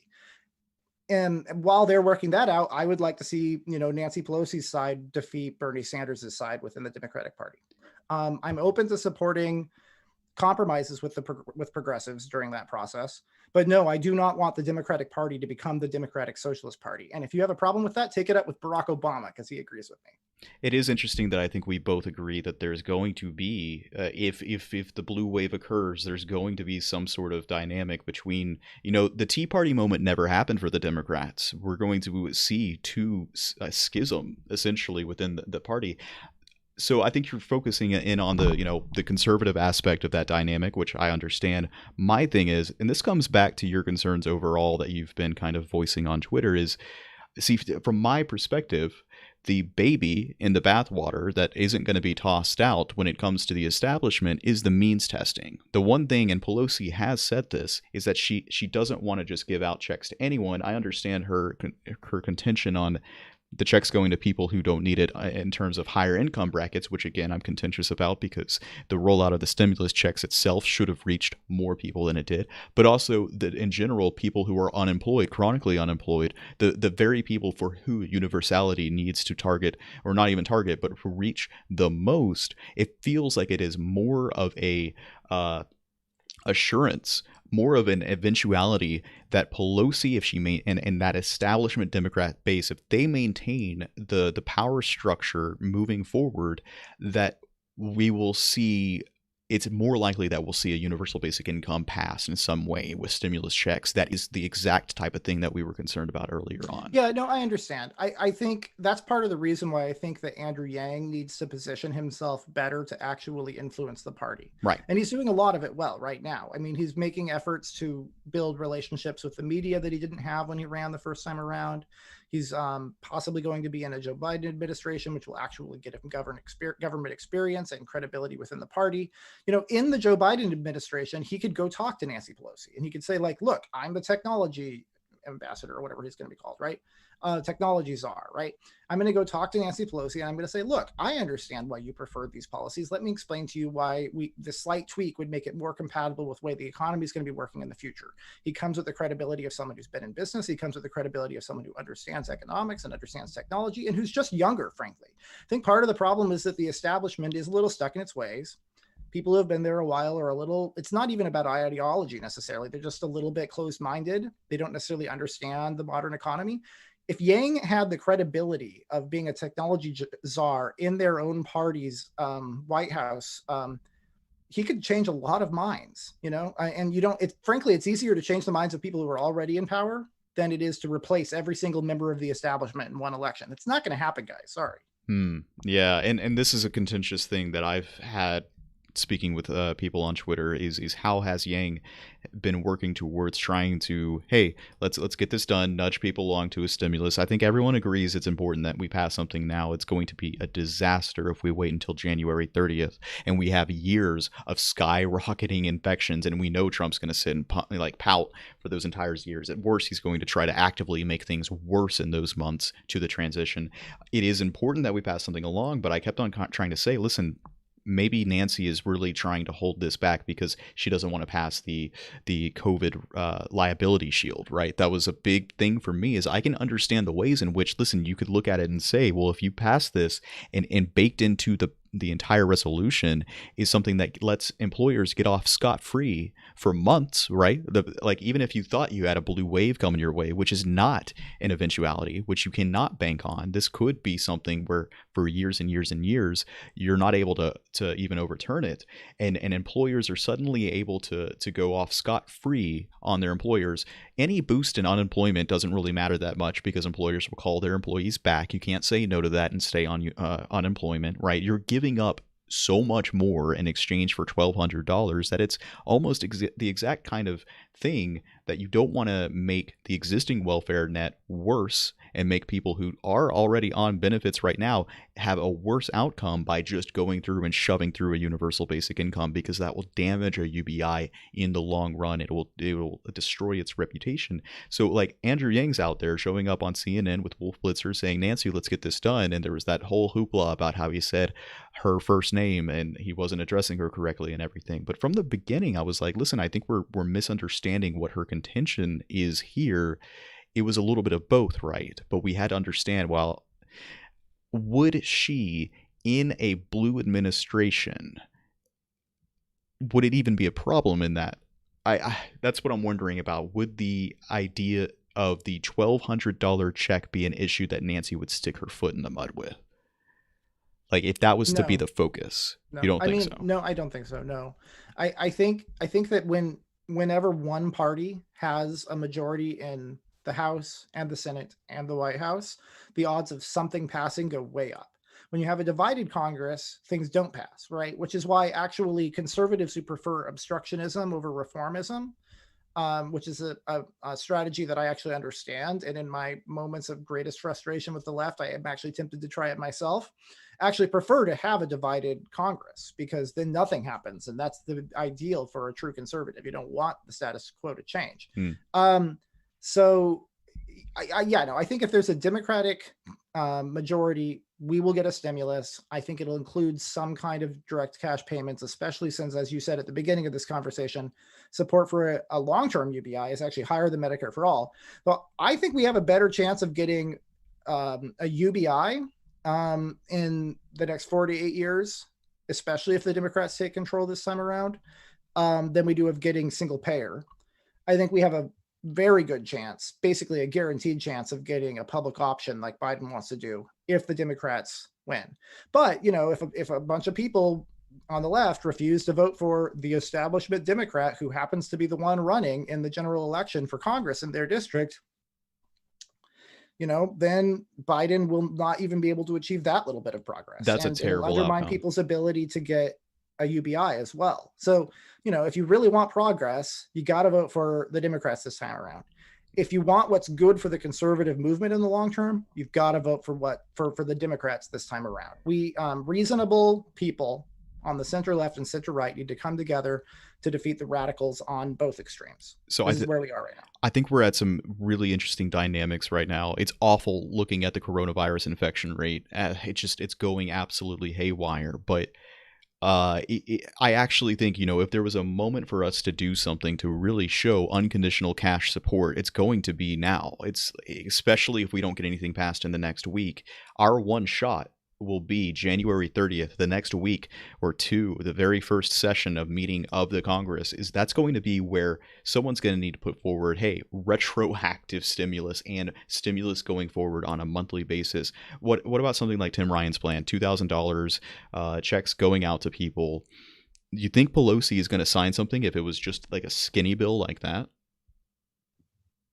Not right now. Right now, she correctly, in my opinion, doesn't want to give Trump a win. No, not right now. Let's say new Congress, blue Congress. Yeah, there's a possibility that she would. Yeah. I think once it's settled and like she says, like, look, you know, we're in it for another period of time. It's another 2 years before we even get another congressional election. This is the time to get something done with the other side. I think she would. Yeah. It's very interesting, and I have even more reason to think that something big may happen soon, because on the other end of the spectrum that a lot of people don't really look at when it comes to this political discussion is the Federal Reserve continually coming out trying to talk about how they're trying to manage the recovery, the economic recovery. And we're seeing a lot of interesting discussion. I don't know if you kept up with, or if you read the new Bretton Woods out of the IMF. It was some sort of article that was written. Basically, cryptocurrencies are emerging in different nations throughout the world. China is experimenting with their own central bank digital currency, CBC. No, you know what I'm saying. And South Korea, we're also seeing in the Bahamas, in many different locations. We're starting to see this because one of the most tremendous aspects of the central bank's digital currencies is that the ability to make transfers is low cost and seamless, compared to what we're seeing now, this complete inability for the Federal Reserve to all that they're able to do is kind of say, hey, more stimulus is needed, and they have to wait for Congress to come out with a resolution. There's an actual possibility that we could see something like a digital dollar happen where people are able to get accounts through the Federal Reserve, and the Federal Reserve competes against private banking industries. This seems like an insane notion, but there are many people who think this is just down the road because this has to happen to save the economy. Jerome Powell is increasingly bullish on this idea, even though he recently came out and said we're not doing anything yet. Do you think that that might be a possibility? I think that Yang and the UBI movement in general needs to focus on making the case for why people in the establishment need to support it. Yeah. Yang's strongest argument is, I'm a capitalist and I think universal basic income is necessary for capitalism to continue. That's the message that he needs to drill in to get normal mainstream Democrats and moderate Republicans to back his policy. Mm-hmm. Talking about we need to like bail out, all of the poor people and save them because blah, blah, blah, blah, blah. That's not going to work because people do believe in workism. They do think that people need to have jobs. They don't want people to just live off of passive income. It's not working. It's not going to work, right? And then it becomes like, well, if it's welfare, then shouldn't we means test it? I mean, part of the reason why somebody like Nancy Pelosi might want to means test it is because it's being framed by the left as if it's a form of welfare, right? Mm-hmm. But it's not. That's not what it is. It's a bottom-up stimulus for the economy. If you frame it that way, then means testing, it makes no sense whatsoever. So yeah, I think he needs to talk about what you said. Let's do what's necessary to save the economy. Let's do what's necessary to preserve capitalism. And that right there is the real reason people on the far left don't like it, because they're right. It is good for capitalism. And if you want an accelerationist strategy of letting capitalism collapse and the economy go to hell so you can build your communist utopia on the ashes, then you don't want UBI. Yeah, 100%. Plus, we've discussed before why accelerationism is not the answer. It's just not going to work, and we can see it right before our very eyes.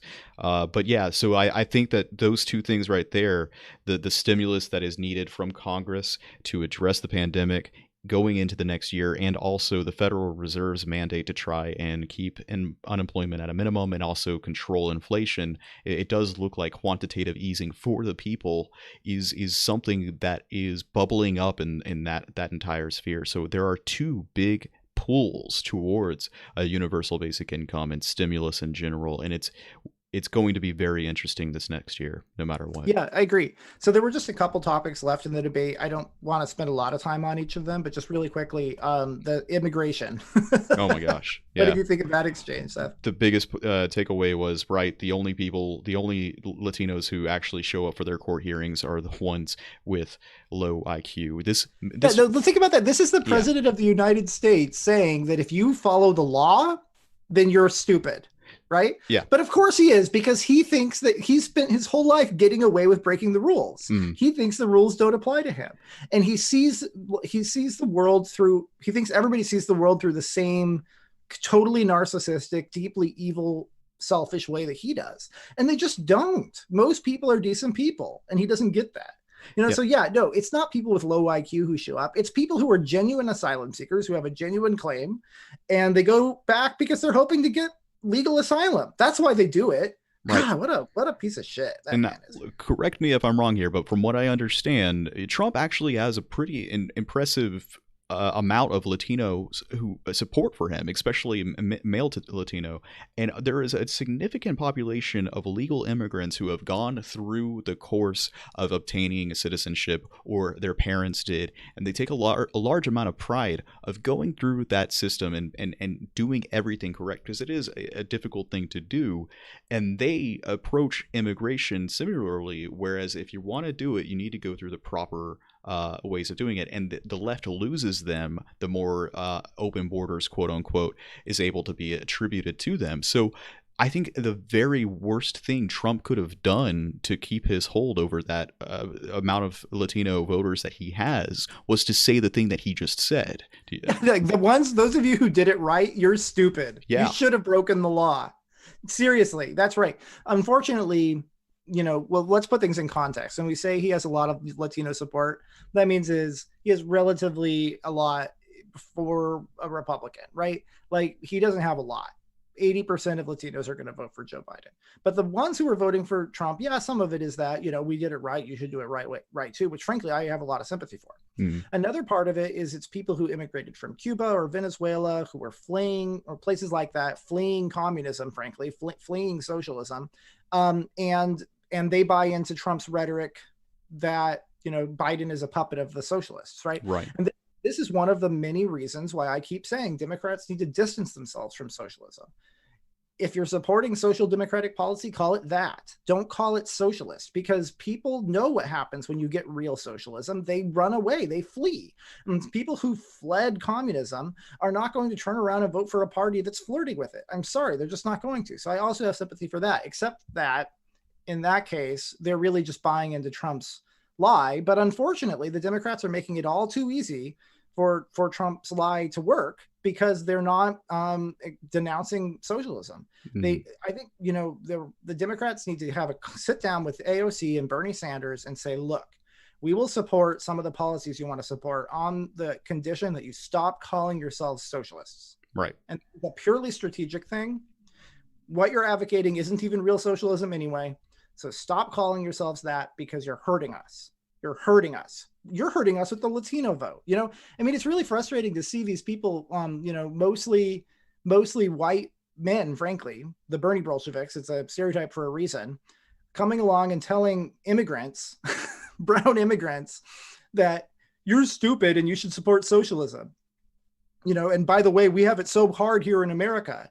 And socialist places are wonderful utopias. And they're like, we know what you're saying is bullshit, and it's a little racist. Shut up. You know, so of course you're being alienated by that. Wouldn't you? The only people who don't care about the term socialism are the youth, and they don't show up in numbers to the polls.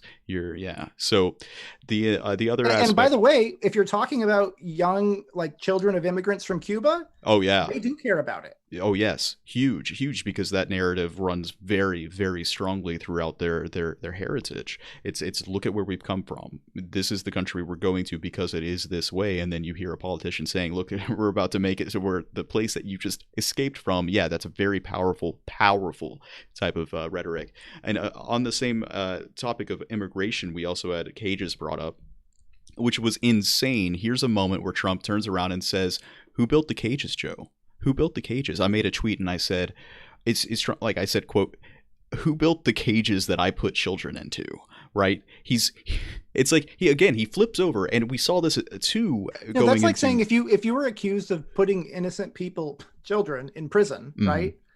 Who did nothing wrong, whose parents were, in many cases, were just seeking asylum, right? Or in any case, even if the parents did commit a crime, the children are blameless in that, right?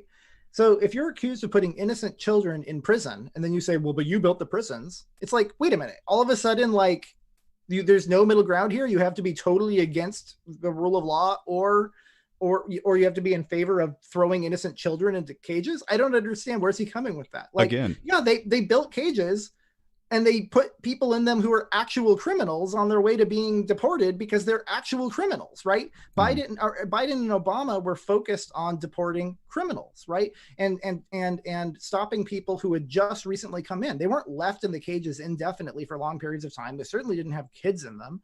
I mean, they weren't putting asylum seekers in jail. I mean, there's no comparison, right? Yes, they built some cages. So did George Bush, right? but Trump's the one who put innocent children in them and separated them from their parents. I mean, it's total nonsense. But unfortunately, he came off sounding reasonable relative to how he normally sounds. And some people are going, for them, that's going to be enough to reassure them. Yeah, the question that I was asked was there's 500 and something children right now, and we cannot find the parents. The parents, we cannot find them. What are you going to do to reunite them? That was the question. And Trump says, oh, they're being taken care of, great, or something like that.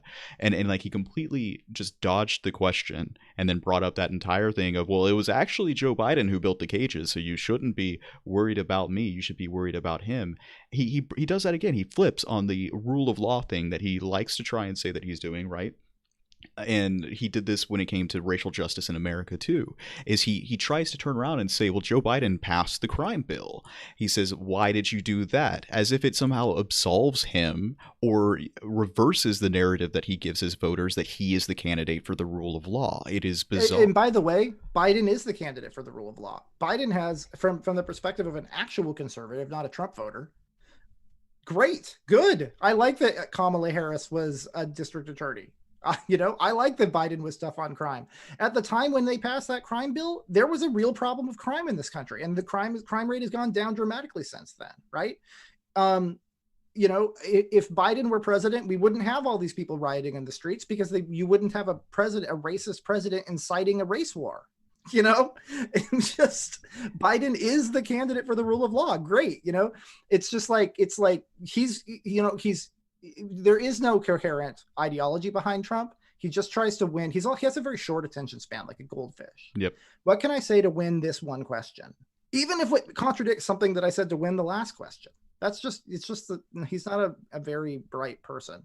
Yep, 100%. And that's a continual thread we saw was, why didn't you do anything? Also the crime bill back then. And Biden needed to do a better job. It was very flat when he said, well, it had tremendous support throughout Congress. Everyone agreed there was massive problems. For me, someone who was born in the 90s, it took me a while to look back and recognize that the decade of the 80s was known for the crime and the rising, skyrocketing amounts of something had to happen, and people can fail, administrations can fail, but you learn from that. Trump never learns from anything and neglects to even accept that things can change. He's the one who looked and turned to the Central Park Five and said, even though they turned out to be innocent, right? And Biden did an okay job of bringing that up, but absolutely insane kind of rhetoric going through that entire segment.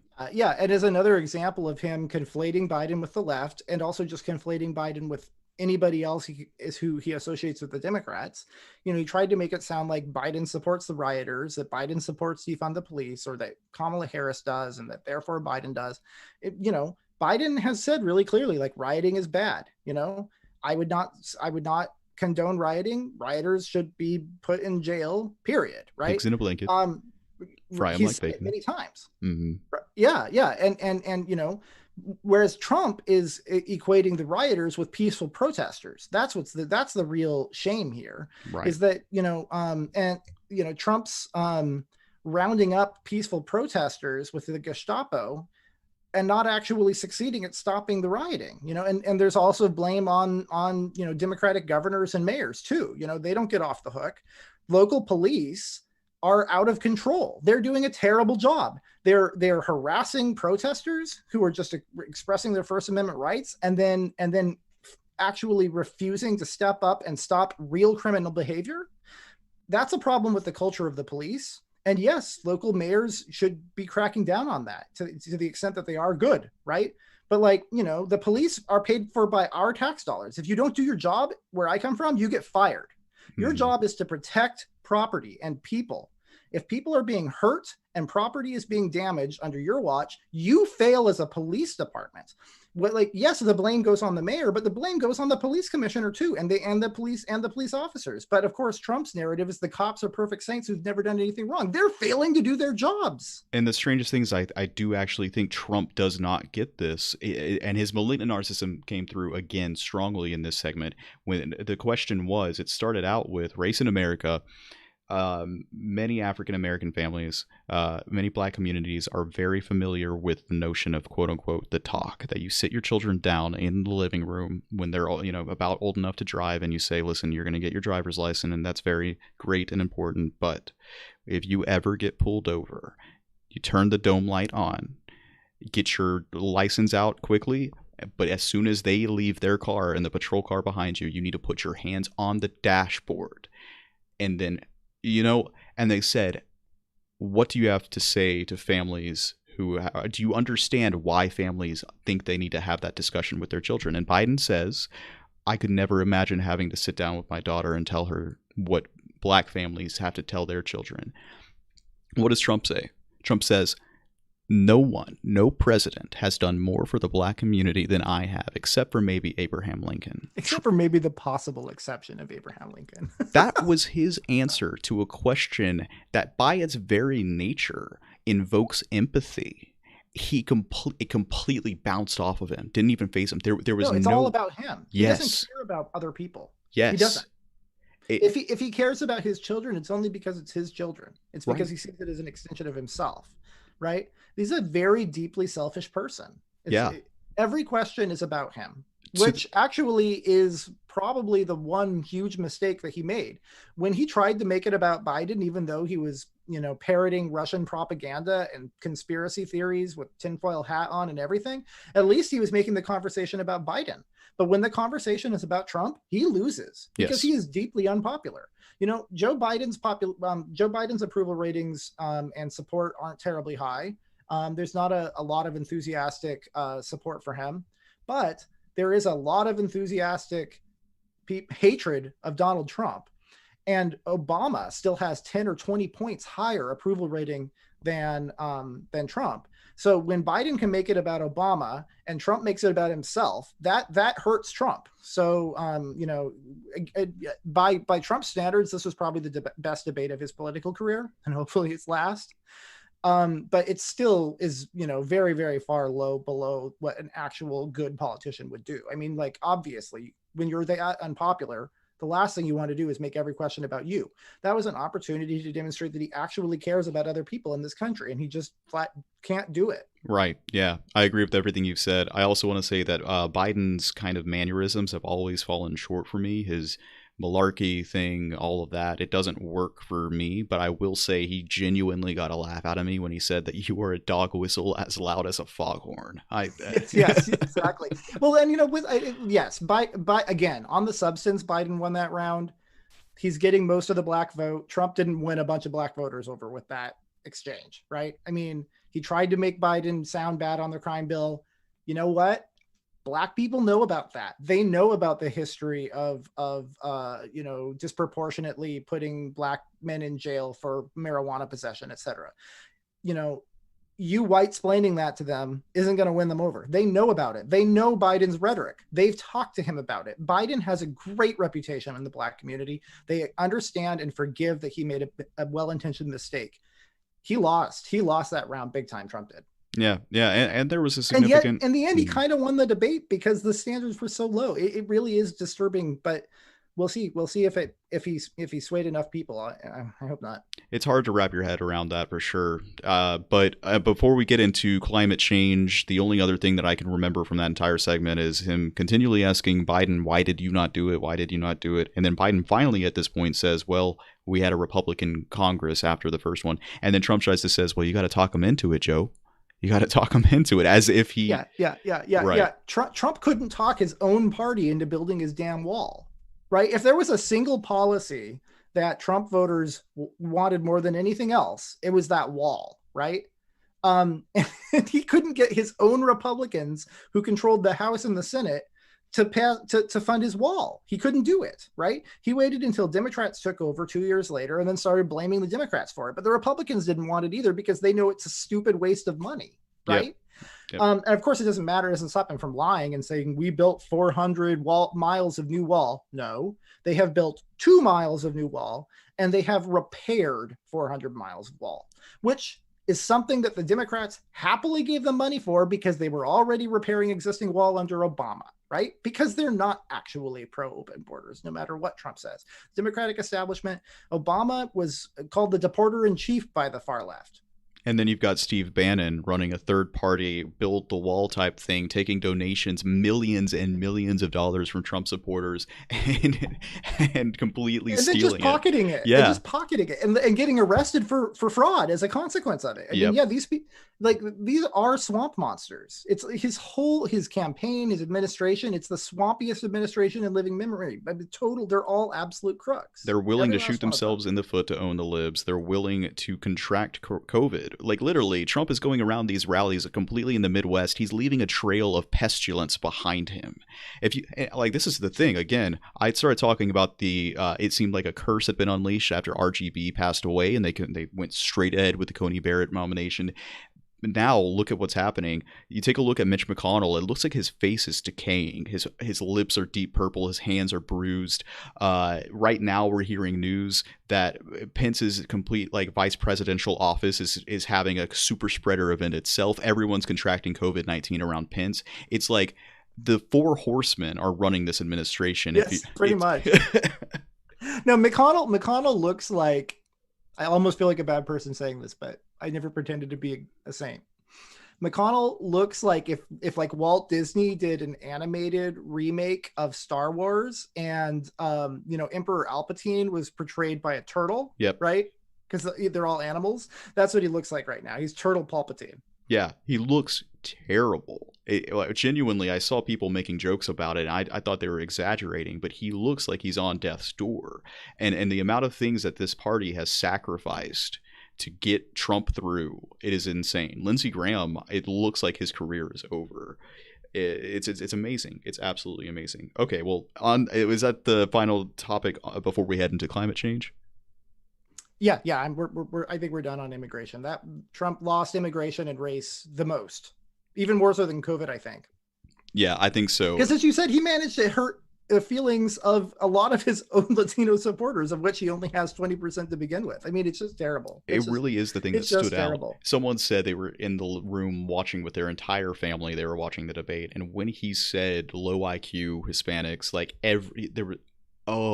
that you could feel it, and I felt it myself. My girlfriend had to ask me like what was up, because I audibly cringed, and I was like, surely that did not just happen. That was the highlight of the entire debate. It was insane. Yeah, no, I mean, that might have ended up hurting him even more than telling the Proud Boys to stand back and stand by last time. Yeah. He also went back and brought up his favorite cult classic, murderers, rapists, that thing too. You didn't think it would happen again, because he didn't. He waited for so long to pull that back out of the toolbox. So it was. Yeah, no, he said that because Biden had the quote catch, or Obama and Biden had the quote catch and release policy, because of that, we would bring in a murderer or a rapist and then let them go.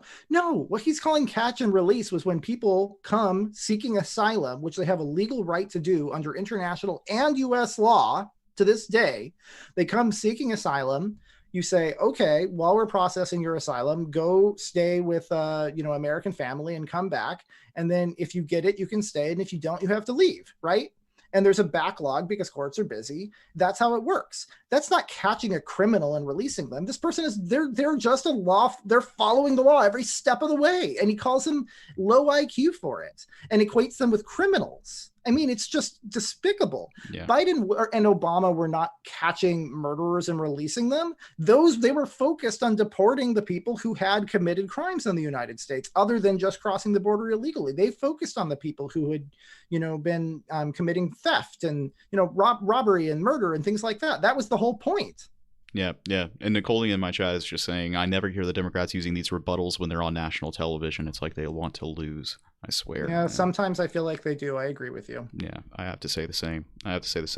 All right, well, are we going to get on to climate change here? I know it's your favorite discussion. Let's do it. Okay, so climate change, we immediately get into tiny windows. I made a TikTok and I shared it around Twitter after hearing Trump completely drugged up talking about tiny little windows, and they want to take care of certain little tiny fish. It's absolutely bizarre how Trump is attacking Biden in such dramatic ways when it comes to climate change. I swear, it's like it's this weird echo chamber where he's listening to Fox News talk about the Green New Deal, and then he like raises it one step, and then Fox News raises it another step, and then suddenly you've got $100 trillion bills, and you've got tearing down existing buildings to create new, like, I guess he's thinking of like communist Russia type communist, what's the term for those types of architectures, but tiny little windows Yeah, that you can't even that see light Soviet through. style where it's a bunch of concrete with these little windows. Everything looks like a Brutalism. prison. Yeah, brutalism. Brutalism. Yeah, well, yeah. So Even the masterpieces of brutalism look like shit, if you ask me.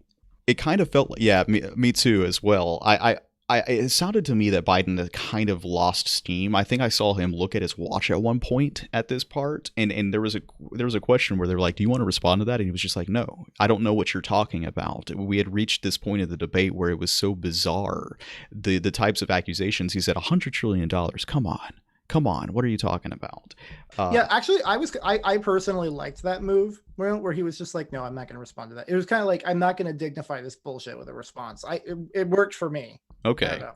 That's interesting. That is what I wanted to hear from you, because I thought, oh, now I'm going to see all over social media Republicans saying, "Look, he can't answer the questions," as if those questions are something that need to be answered, right? Yeah, no, I mean, he was just accusing him of absolute nonsense for which there's no substantial evidence whatsoever. Right. If anything, the Substantive evidence. yeah, There's no evidence. and it seems like he fails so bad to actually accuse him of whatever he's trying to accuse him, that any sort of real critiques that one might have about climate change or the Green New Deal, you can't even address them because he's so out of the world with it. Yeah, yeah. I think that he tried to characterize himself as being like pro business. It was weird because Trump came at this, and he must have been coached to do this. He came at the subject of climate basically saying like, "Oh, I'm doing great on solving climate change," and the implication being climate change is real, right? But Hmm. 4 years ago he was running on it's Chinese hoax, right? So somebody coached him that he can't keep denying that it's a real thing anymore, which played to his advantage. But yeah, I think he actually got a few points off on Biden, because I do think that the Democrats, even though Biden's plan is a little bit more moderate than the full-on Green New Deal, I still think that they're spending more than they need to spend. I don't think that the solution to every problem has to be spend, spend, spend, and tax, tax, tax. So I think characterizing Biden as a little bit too radical on the climate change issue, I think he actually scored some points with independents and liberal Republicans there. So But that's not really Biden's fault. That's more the fault of the Democratic Party as a whole, that they need to come. Like for example, I kept telling myself, why can't he just say nuclear power, right? mhm, Right?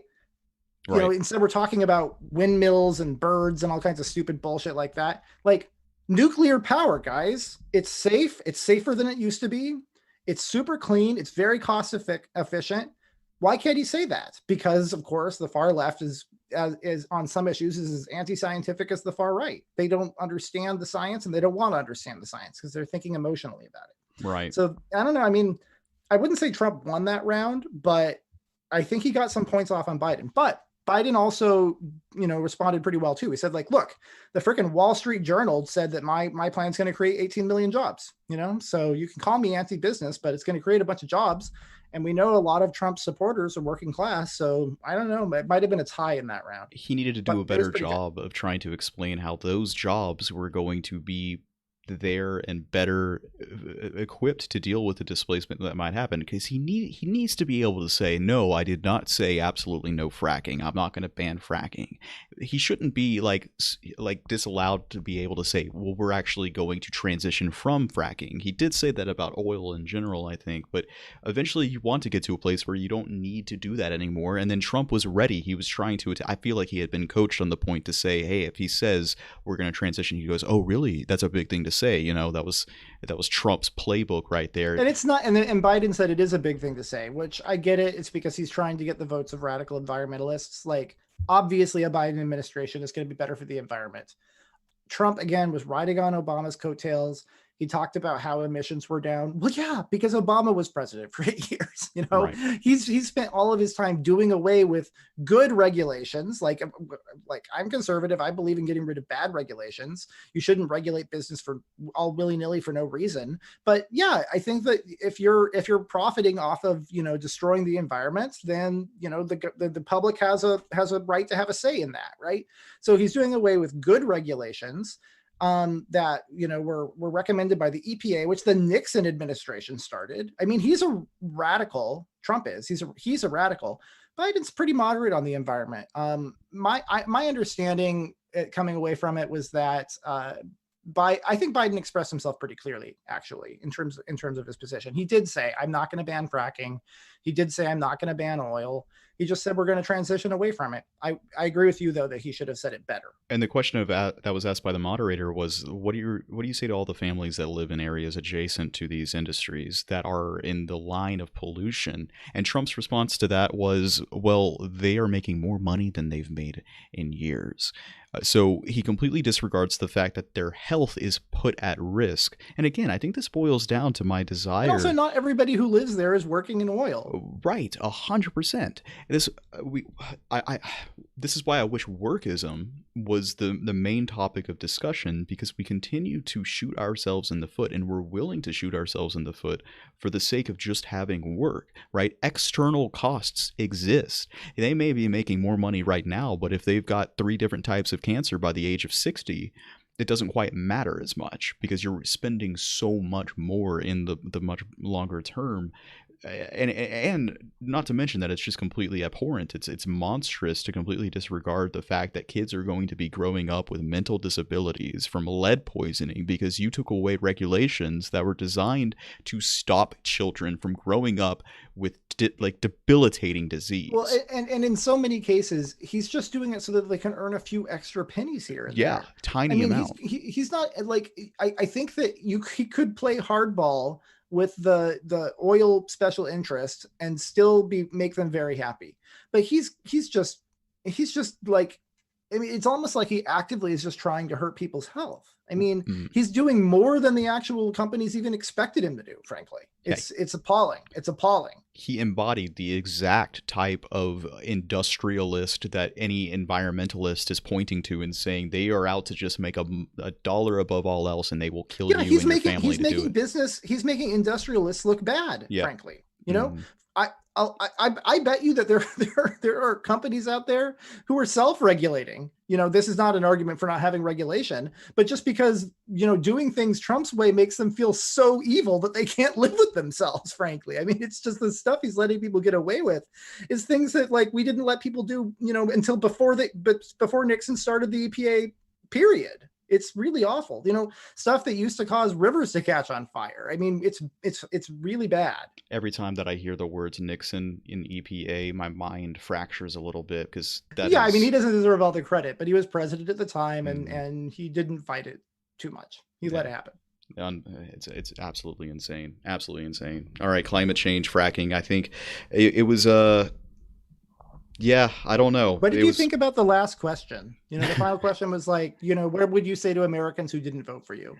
How did you feel about their answers there? Again, consistently, Trump never actually answered the question right. I remember in classes where we would learn about debating, learn about answering questions, where he would say it and your teacher would say, you didn't actually answer the question. I would feel shame there. I don't think Trump can even register that. But yeah, they asked the question, what will you say to Americans who did not vote for you on your inauguration? And he says, if you vote Biden in, he's going to destroy this country. That was his answer to voters who didn't vote for him on inauguration day. Whereas, this was really Biden's moment to shine and say, I will be a president for everyone. That kind of unifying voice, which to me, listen, the past few weeks, man, it is hard. And it's going to be harder still for a lot of people going into the election, just in a mental health framing kind of way. I'm so tired of feeling gaslit.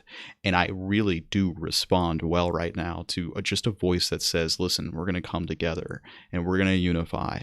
And that is very far away from where I was in 2016, believe me. But now I cannot stand to listen to anything else. We need a voice like that. And for anyone else who feels that way similarly, I think Biden knocked his closing statement out of the park. Yeah, I took some specific notes about what they actually said. And while you were responding just now, it made me realize you're right. I think that the impact that somebody who wasn't actively writing notes down would have taken from that exchange is basically Trump's answer was, just to pander more to his base and not speak to people who didn't vote for him at all. That is how it came off. And the overall impression of Biden's answer was that, like, we need to unify and come together, and I'll be a president for everybody. And so I think that the lasting impression, regardless of the specific words they made, Biden did come out sounding better at the end there. But again, I think it's important to reiterate that all Trump really needed to do was just reassure people that he has it together enough mentally and psychologically to be president for another 4 years without embarrassing them too much or destroying the country. That, by that low bar, he succeeded. And this debate means that probably more people who were not on the fence about voting for Biden, but who were on the fence about vote for Trump or just don't vote or waste my vote, he managed to reassure some of those people, some percentage of those people, to vote for him, and that helped him. So overall, I think that this was a better debate for Trump, but only because Biden had more to lose, frankly. It's not because Trump won the debate. I think Biden won the debate, but it still benefited Trump, if that makes sense. Yeah. You know? Yeah. But I was going to say, though, I'm looking at my specific notes here, and the stuff that Trump said actually wasn't that bad. It's just his delivery was terrible, and he made it about himself when he didn't have to. You know, right. But he made some statements that, rhetorically phrased differently, could have made more about people. But because he said it on the context of "I'm amazing and he sucks," right, as opposed to "here's what I did for you," it fell flat. But he did say things like, he said, the economy was doing strong before COVID, which was pretty true. Riding Obama's coattails or not, that's a true statement. It was the best Black, Hispanic, and Asian unemployment in a long time, which is kind of true. Employment was doing better. And actually working class wages were going up more than middle class wages. These are true things. Again, how much of that credit goes to him is debatable, but these are good things that he said. And he said, success will bring us together. Okay, that's a pretty good line. Biden wants to tax you and destroy the economy. I want to bring us together through success. But you know what else brings us together? It's like actually being unified and not divided all the time. And he's constantly dividing people, which is why I think that, given his framing, that fell flat, despite the fact that they were pretty good statements. Yeah, I know that Trump didn't come up with that. Yeah, I know, but like Biden nailed it, dude. Because not only did he say, "I'm going to be a president for everybody," but he said, like, I'm going to be an administration for everybody, whether you voted for me or not. We're going to be for science over fiction and hope over fear. He reiterated the clean energy jobs, which is not a terrible line because it's great for the environmentalists and it's also great for people who are worried about employment issues, which is a really big problem right now, right? And ended on a line about bringing Americans together. So yeah, no, I think Biden delivered that better. Trump somebody wrote a good speech for Trump and he flubbed the speech, is what I think happened there. Yeah, I like what he said, stronger through success. That is an attractive statement to make. It is, but it was just poorly delivered because he was making it all about me, all about himself and not about them, the way he framed it. Yeah, and it fundamentally, again, comes back to this idea that the stock market is the economy. It's easy to say, oh, well, we're so successful, but when you completely disregard the rest of it, so that falls flat again. You can't tell people when there's 30% unemployment that everything's just hunky-dory. You can't tell people when almost everybody knows somebody who's died of this disease and it's still spiking, especially in red states, that we're learning to live with it. It was just so tone deaf and out of touch. Yeah, as is most of his candidacy, but I honestly do truly believe he fundamentally believes this about himself, and it's weird when you see him genuinely talk, and it comes through in that manner. Well, the thing you need to understand about Trump is that he despises his own voters. Yeah. He doesn't have any respect for them at all. He does think that people who join the military are suckers and losers. He thinks that people who work for a living are suckers and losers, because if they were smart, they wouldn't have to do that, right? He thinks that people who pay taxes are suckers and losers because if they were smart, they wouldn't have to do that. Like sometimes when somebody tells you who they are, you just have to believe them. He only cares about people because he needs their votes right now. And when he succeeds at destroying this democracy, which hopefully we will stop him from doing, right? He won't have any reason left to even pretend to care about those people. Yeah. Has he ever once gone into like a voter's home and sat down with them on their couch and asked them about themselves? I would be very surprised.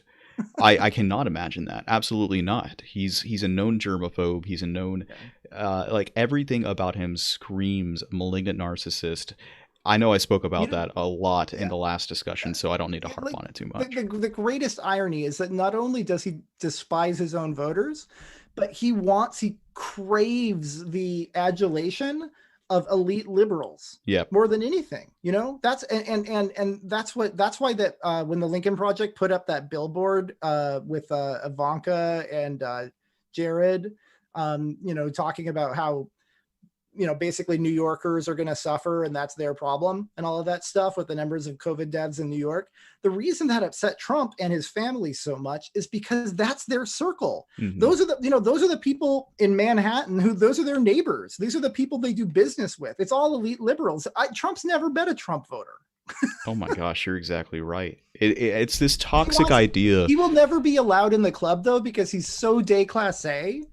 Despite inheriting his money, he has such like ostentatious new money taste. He's just not welcome in that circle, but he wants it more than anything in the world. The gold toilets, the gold everything. Yeah, it's party chic, I think Sam Harris called it. It's also this toxic combination of this idea of the prosperity gospel, which is tied in with a religious sense of, if you are successful, it means that you have been living your life in a wholesome manner in accordance to God. But also, because I don't think Trump's a religious person, I think he takes and chooses where he wants, but also the positive thinking doctrine that Mary Trump laid out in her book, where good things happen and you can will that into existence just by thinking positively, which is fundamentally how he has reacted to the COVID-19 pandemic. He's basically an Oprah book club person. Yes. This is all of the type of new age mumbo jumbo narcissism. Secret. It's the secret. Yes, 100%.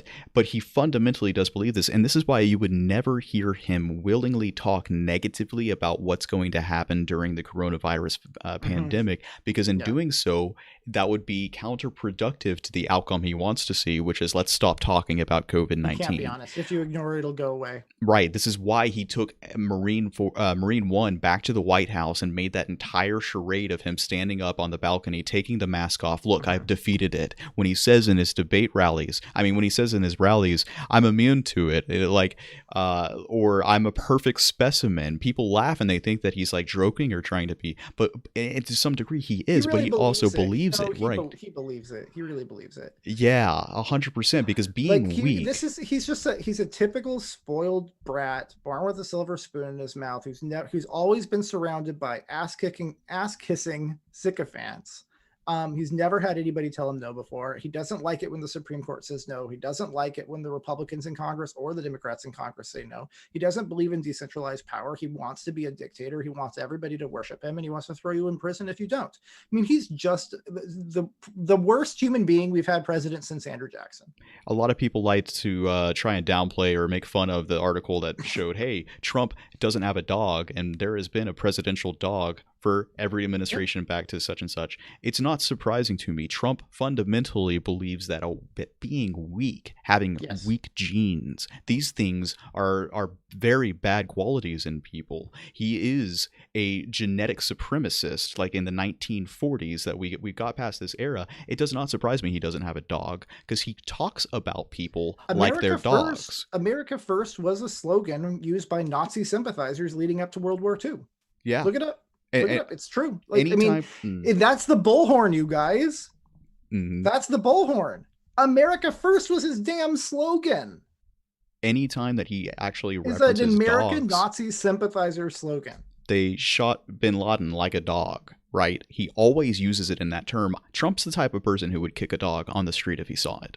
Hands down. I am not being facetious here. I truly do believe it. And that type of mental illness existing at the top is going to bleed its way through down. You want to talk about? Yeah, no, it's a rot. And if everybody knows the only thing that matters is that you make the great leader look good, and that if you can rape and pillage the American people to your own benefit and just make sure that, the great leader looks good in the process, that kind of corruption, absolutely, it is a rot that is destroying this country. It's destroying the Republican Party first, and if the Republicans are rewarded for this, they're going to triple down on it, and the Democrats are going to say, look, we tried to do things the right way and we lost.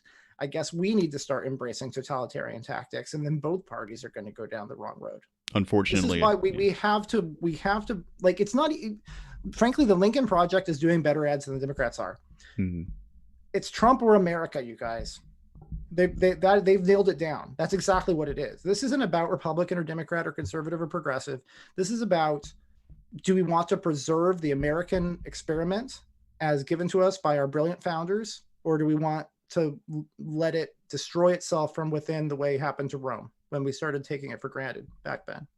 It really is that serious. It really is that serious. It's Trump or America. So I voted the first straight Democratic ticket that I've ever voted in my whole life. Wow. And frankly, I hope it's my last one. I really do, because I would like to have a viable other option. It's not evil. It really would.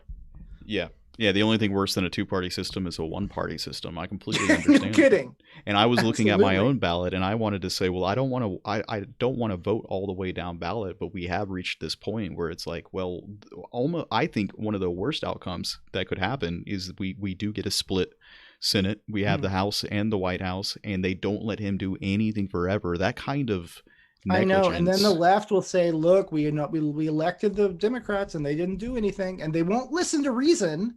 They won't understand that if you had just voted for them for the Senate, but you're right, that would be the worst outcome, because that would result, actually, no, I think the worst outcome would be Trump getting reelected. Yeah. But assuming Biden wins, Democrats not controlling the Senate would actually make it worse. It would radicalize both sides.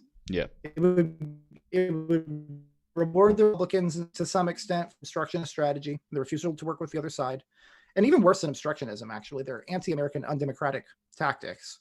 It would reward them for that. And it would also set up the Democrats to lose, so that their own base thinks, oh, you betrayed us. You weren't really going to do anything. The thing that the alt-right and the far left populists have in common is that they want to blame everything on other people, because they do not have the character that it takes to look in the mirror and take personal responsibility for their lives, frankly.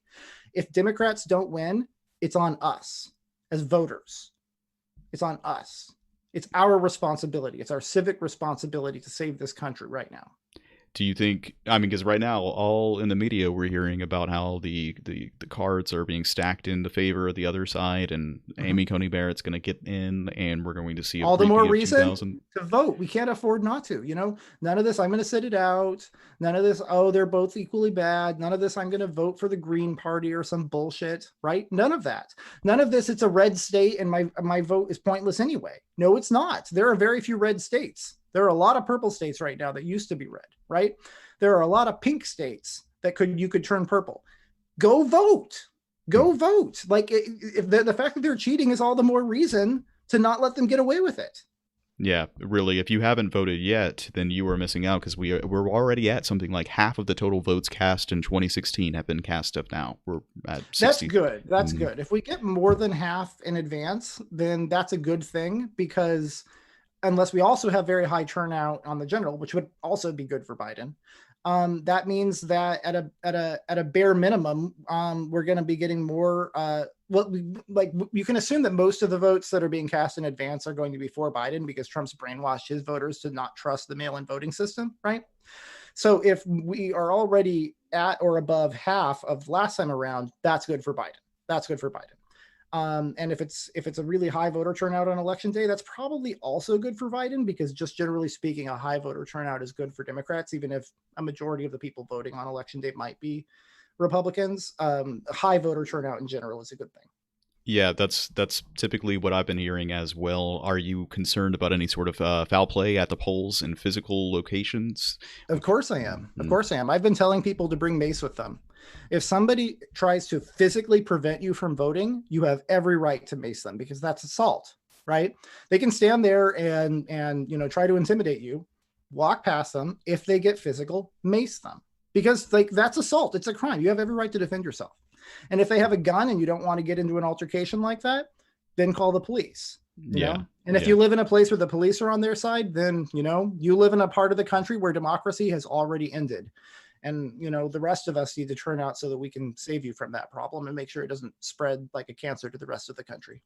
Yeah, I'm quite concerned myself that there's going to be some pretty messy things that may happen. I'm hoping not, maintaining, because I'm going to take a play out of Trump's playbook here and hope for optimism and that nothing bad's going to happen. But Yeah, man, we're down to the wire here. Are there Yeah, any sort of I think it's wrap up time. yeah, Yeah. are there any sort of things that you gotta say? This is probably the last discussion we're gonna have until the election.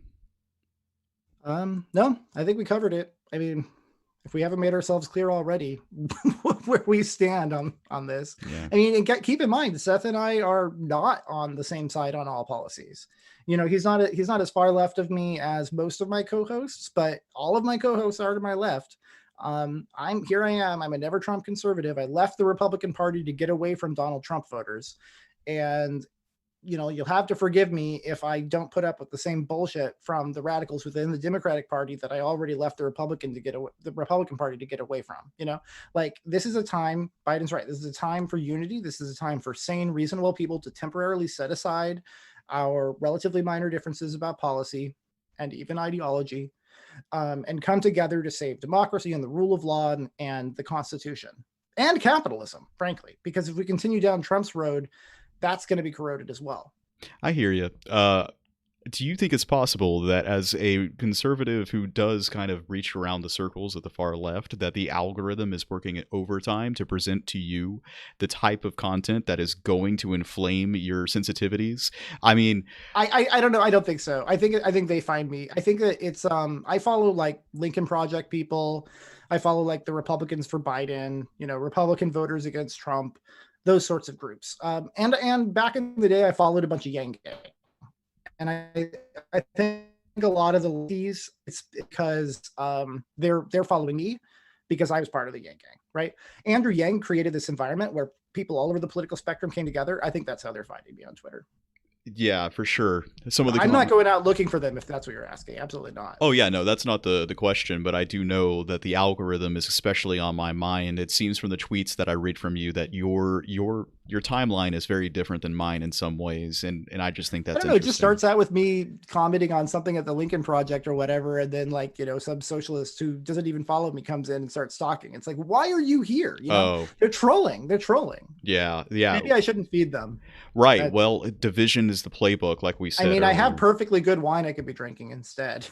Yeah, I do think that you deserve more credit than's given to you as someone who is willing to meet a consensus. That's a tough thing. It's something I've been thinking about too. Is that the right, they especially people who are more prone to like identity politics, not in the sense that we talk about identity politics, but they want their voices represented fundamentally. That's a totally normal human thing to do. We have to be able to recognize in which where people are making compromises and understand like that's the playbook. That's where we started from Yeah, with moving forward. yeah. I think something we talked about earlier was made me think like the alt-right and Donald Trump's movement in general. Not so much Donald Trump himself, because as I said, he's more of just kind of an idiot saying whatever he thinks people want to hear. But like his movement, his voters, the alt-right, which again, if they were actually right-wing, you wouldn't need to put the word alternative in front of it. But the alt-right, they're motivated by basically two things. One is their hostility toward the actual right on the subjects of trade and foreign policy, right? And their embracing of Bernie Sanders National Socialist style, like protectionist trade policy and isolationist foreign policy. That's part of their motivation. And the other part of their motivation is identity politics. And they're swimming in identity politics. And it's all about like winning the culture war. That's a big part of the owning the libs thing, right? It's about, you know, white people and men and cisgender people and heterosexual people are under assault by the social justice warriors, which is kind of true, by the way, you know. But frankly, the neo-Marxist quote social justice, which isn't really pro-social justice so much as redistribution of cultural capital and identity politics, like those people and the alt-right, I see it as kind of like left-wing infighting. Whereas as somebody who considers economic classic liberalism to actually be the proper right wing, I see that as left-wing infighting. And it's like liberals are over here saying like, you guys, you're at war with each other because you have a toxic worldview. You need to listen to MLK. It's judge people by the content of the character, not the color of their skin or their sexual orientation or their, you know what I mean? Like people aren't born good or evil because they happen to be evil whitey or whatever. I mean, the whole thing is nonsense. Identity politics is bullshit. We need to move past it. I mean, you know, that's my 2 cents. You don't have to agree with me. Right, right. And in general, the tribal nature of like people can get to a point where they associate their identity with their political leaning, not in the sense of actual, which that's huge too, but a lot of people don't realize that, and I think social media has exacerbated it. It has not always been this kind of a thing where it's a lot harder for people to be able to separate themselves from their party and the base, just like it is with football, then and being a Oh part yeah, of the no. team. When race and sex and stuff start to overlap with party identity, that's very bad for society. And frankly, it's also giving up your own individuality as a person, your ability to make up your own mind about things. Like if you think you have to side with everybody who happens to be born with the same skin color as you, I mean, sure, yes, of course, you have a different lived experience if you were a black person in America than a white person. I'm not denying any of that, right? But I'm just saying, like, maybe like if we want to get past racism, making everything about race and judging everybody on the basis of race isn't a good strategy for that. Just something to think about. Right. It almost seems like it's designed in some way or another. Uh, I think we have to confront it, but we have to confront things in a manner different than how we're doing it now, because it just doesn't seem to work, given what we know. All right. Well, Right. And do you want to say it, Seth? yeah, I would love to. For one, go out and vote, and for two, which might be the last time I get to say this in the election season. Andrew Yang is my gumbo, our gumbo. Yeah, Andrew Yang's our taco, and moving forward is our gumbo. But you can make like a taco gumbo hybrid or something. It might be yummy. Who knows? I'll try it one day and I'll stream it. Thanks so much for having me on, Rio. Yeah, thanks for coming on, Seth. And of course, I'll have you back on after the election. If you're Cheers. currently in my chat on YouTube, I'm going to stick around after me and Rio hang up, and I'll answer some of the comments that I saw. Rio, thank you so much. You have a wonderful day. I'm going to have the audio sent right over to you after this. Awesome. Great. Right. Have a good one, Seth. You too, Take care. man. See ya. All right. Let me just go ahead and make sure that the recording here is switched off. I wanted to just thank some of the people who were engaging in the chat, because these discussions are really enhanced by people giving their own perspectives and things. I see Nicole in the chat, Manfred Maximus in the chat across Canada, and Danny Jarvu. Thank you all so much for joining. Jack, you as well. I appreciate you every time you show up with your comments as well. I wanted to go back kind of a little bit further. I saw some interesting things. I'll just go down from here. Let's take a look. A UBI would make us feel like we're all in this together. I completely agree. All the united mumbo jumbo from Biden, it doesn't do it for me. I know his record. He hasn't spoke up about the war on normal people for the 8 years he was in office. I completely understand that. I understand why you would say that. And deep down, I think I feel the same way. But at the end of the day, unity is all that we have to hope for, given the election cycle that we're in. I'm going to admit it sucks. I don't like it, but it is what it is what it is. The bootstrap mentality and mindset of scarcity. Yeah, that's the general. Anytime that you have the discussion on the mainstream or the establishment side, scarcity is always, it always seems to be promoted by quote unquote the powers that be. I have reached the point that I think that the abundance gospel is really the way forward when it comes to any sort of intellectual discussion among two people. Talk about, listen, no, we do live in a era and a society of abundance, and it'll only gain in size if we can continue to make correct decisions on a societal scale as we move forward. Whether or not that this is a successful debate tactic or a successful way of getting people over to your way of thinking, I'm not sure. I'll continue to update people as to how I engage with people. Across Canada asks, is this the Yang channel? Yes, it absolutely is the Dividend Report. I make discussions, videos, content about Yang. I'm a lot more active on my Twitter account, but I am trying to transition more over to my YouTube channel. So thank you for joining along for this conversation. I saw AOE play Among Us. So Alexandria Ocasio-Cortez made a tweet the other day, and it was amazing. Like the very next day, some of the world's top video game streamers, sounds a weird way to say that, got together. AOC and Ilhan Omar were on Twitch streaming. I think they hit something insane, like 400,000 concurrent viewers at one point. It may have been 40,000. I need to double check the numbers on that. But it was really amazing. she, if she was not in politics, could be a video game streamer in general. And I love how the right likes to try and attack her on that front, as though playing video games is this morally abhorrent way to spend your free time, even though golfing and really kind of expensive excursions, social outings seem to be the de facto, on the left and the right, way that people do social networking. A video game, and a free video game at that, Among Us, I guess it's $5.99 on Steam, I don't know, seems to be a much more acceptable, in my mind, acceptable way to spend your free time.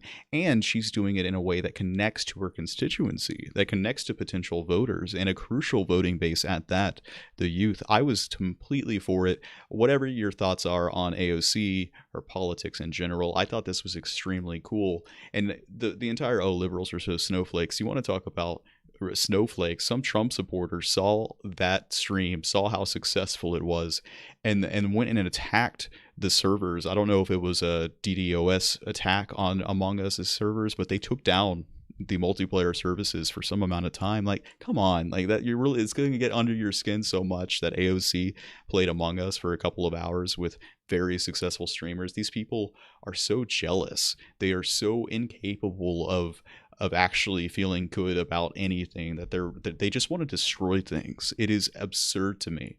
But yeah, overall, I think that was extremely cool. I hear you, Trump will win. Trump can't be beaten by an establishment candidate with all of the baggage. I'm not so sure, but we'll see. We'll see if your take is correct. Indini says, Amy Boney Carrot, I like it. Across Canada also says, I really don't like Trump, but I don't think Biden will win.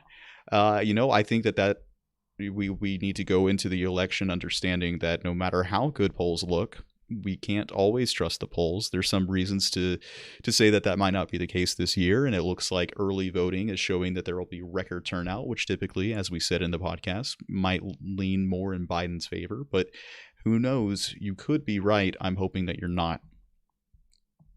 Let's see here. Yeah, I actually haven't seen the entire the AOC Among Us playthrough, but I think I'd like to, just because it seems like a good time. I don't know how much politics was being talked about, but she seemed to just naturally fall in the role of streaming, and I want to say how difficult that is. Before I did this channel, I spent quite a bit of time on Twitch, and it was a very difficult thing to do, sitting in front of a camera and trying to just come across nonchalantly. It's some people are just better suited for it. She just speaks to me as someone who is naturally a human being, which so many other people in our Congress are not. I question if they're even reptilians or something. No, I'm kidding. Let's see here. She got marinated by Toast. I saw Toast is making some insane numbers on YouTube from his highlight reels playing Among Us, like absolutely crazy amounts of money he's making from a game that at most has cost him $6 out of his pocket. I love how that is the de facto way that people are enjoying their days now in the midst of this pandemic, is a game all about betraying people, murdering people, and getting away with it. We started off with Animal Crossing and relaxing and chilling on a deserted island and getaway, and look at how far we've traveled from there. Quite funny. What does that say about society? Who knows? Very interesting. Very interesting. All right. And with that, that's going to do it for the comments that we have here in the chat. Thank you again so much for joining along with our discussion today. If you missed the last discussion I had with, I don't think we live streamed it, so it's not on YouTube, but be sure and follow along with the Moving Forward podcast on the audio streaming podcast streaming service of your choice, Google Play, Apple Podcast, what be it, and make sure that you're subscribed, like this video, and join along with my Twitter account. I'll update as to the content coming forward. I might go a bit radio silent in the coming days as the election nears, because I need to focus on my mental health in any way that I can, and I encourage you, my listeners, to do so as well. Make sure that you're spending at least 30 minutes a day. Make it 15 if that's the most you can do. Go outside, take a look at the trees, take your shoes off, stand in some dirt and grass, and then just try to recognize the world that you're in. Get away from the screens for just a little bit. Work on your mental health. It is a discipline. Your mind is a muscle just like any other part of your body. Do not let it atrophy. Stay strong during these times. It's tough. It's been tough on me. Reach out to your friends and family and make sure they know you love them. And also wear a mask, please. Wear a mask and wash your hands. The infection rate is exploding right now. This is the time. This is the time to hunker down and really take this thing seriously. You don't want to catch this disease. All right, that's going to do it for me. You guys have a great night. Thank you so much. Goodbye.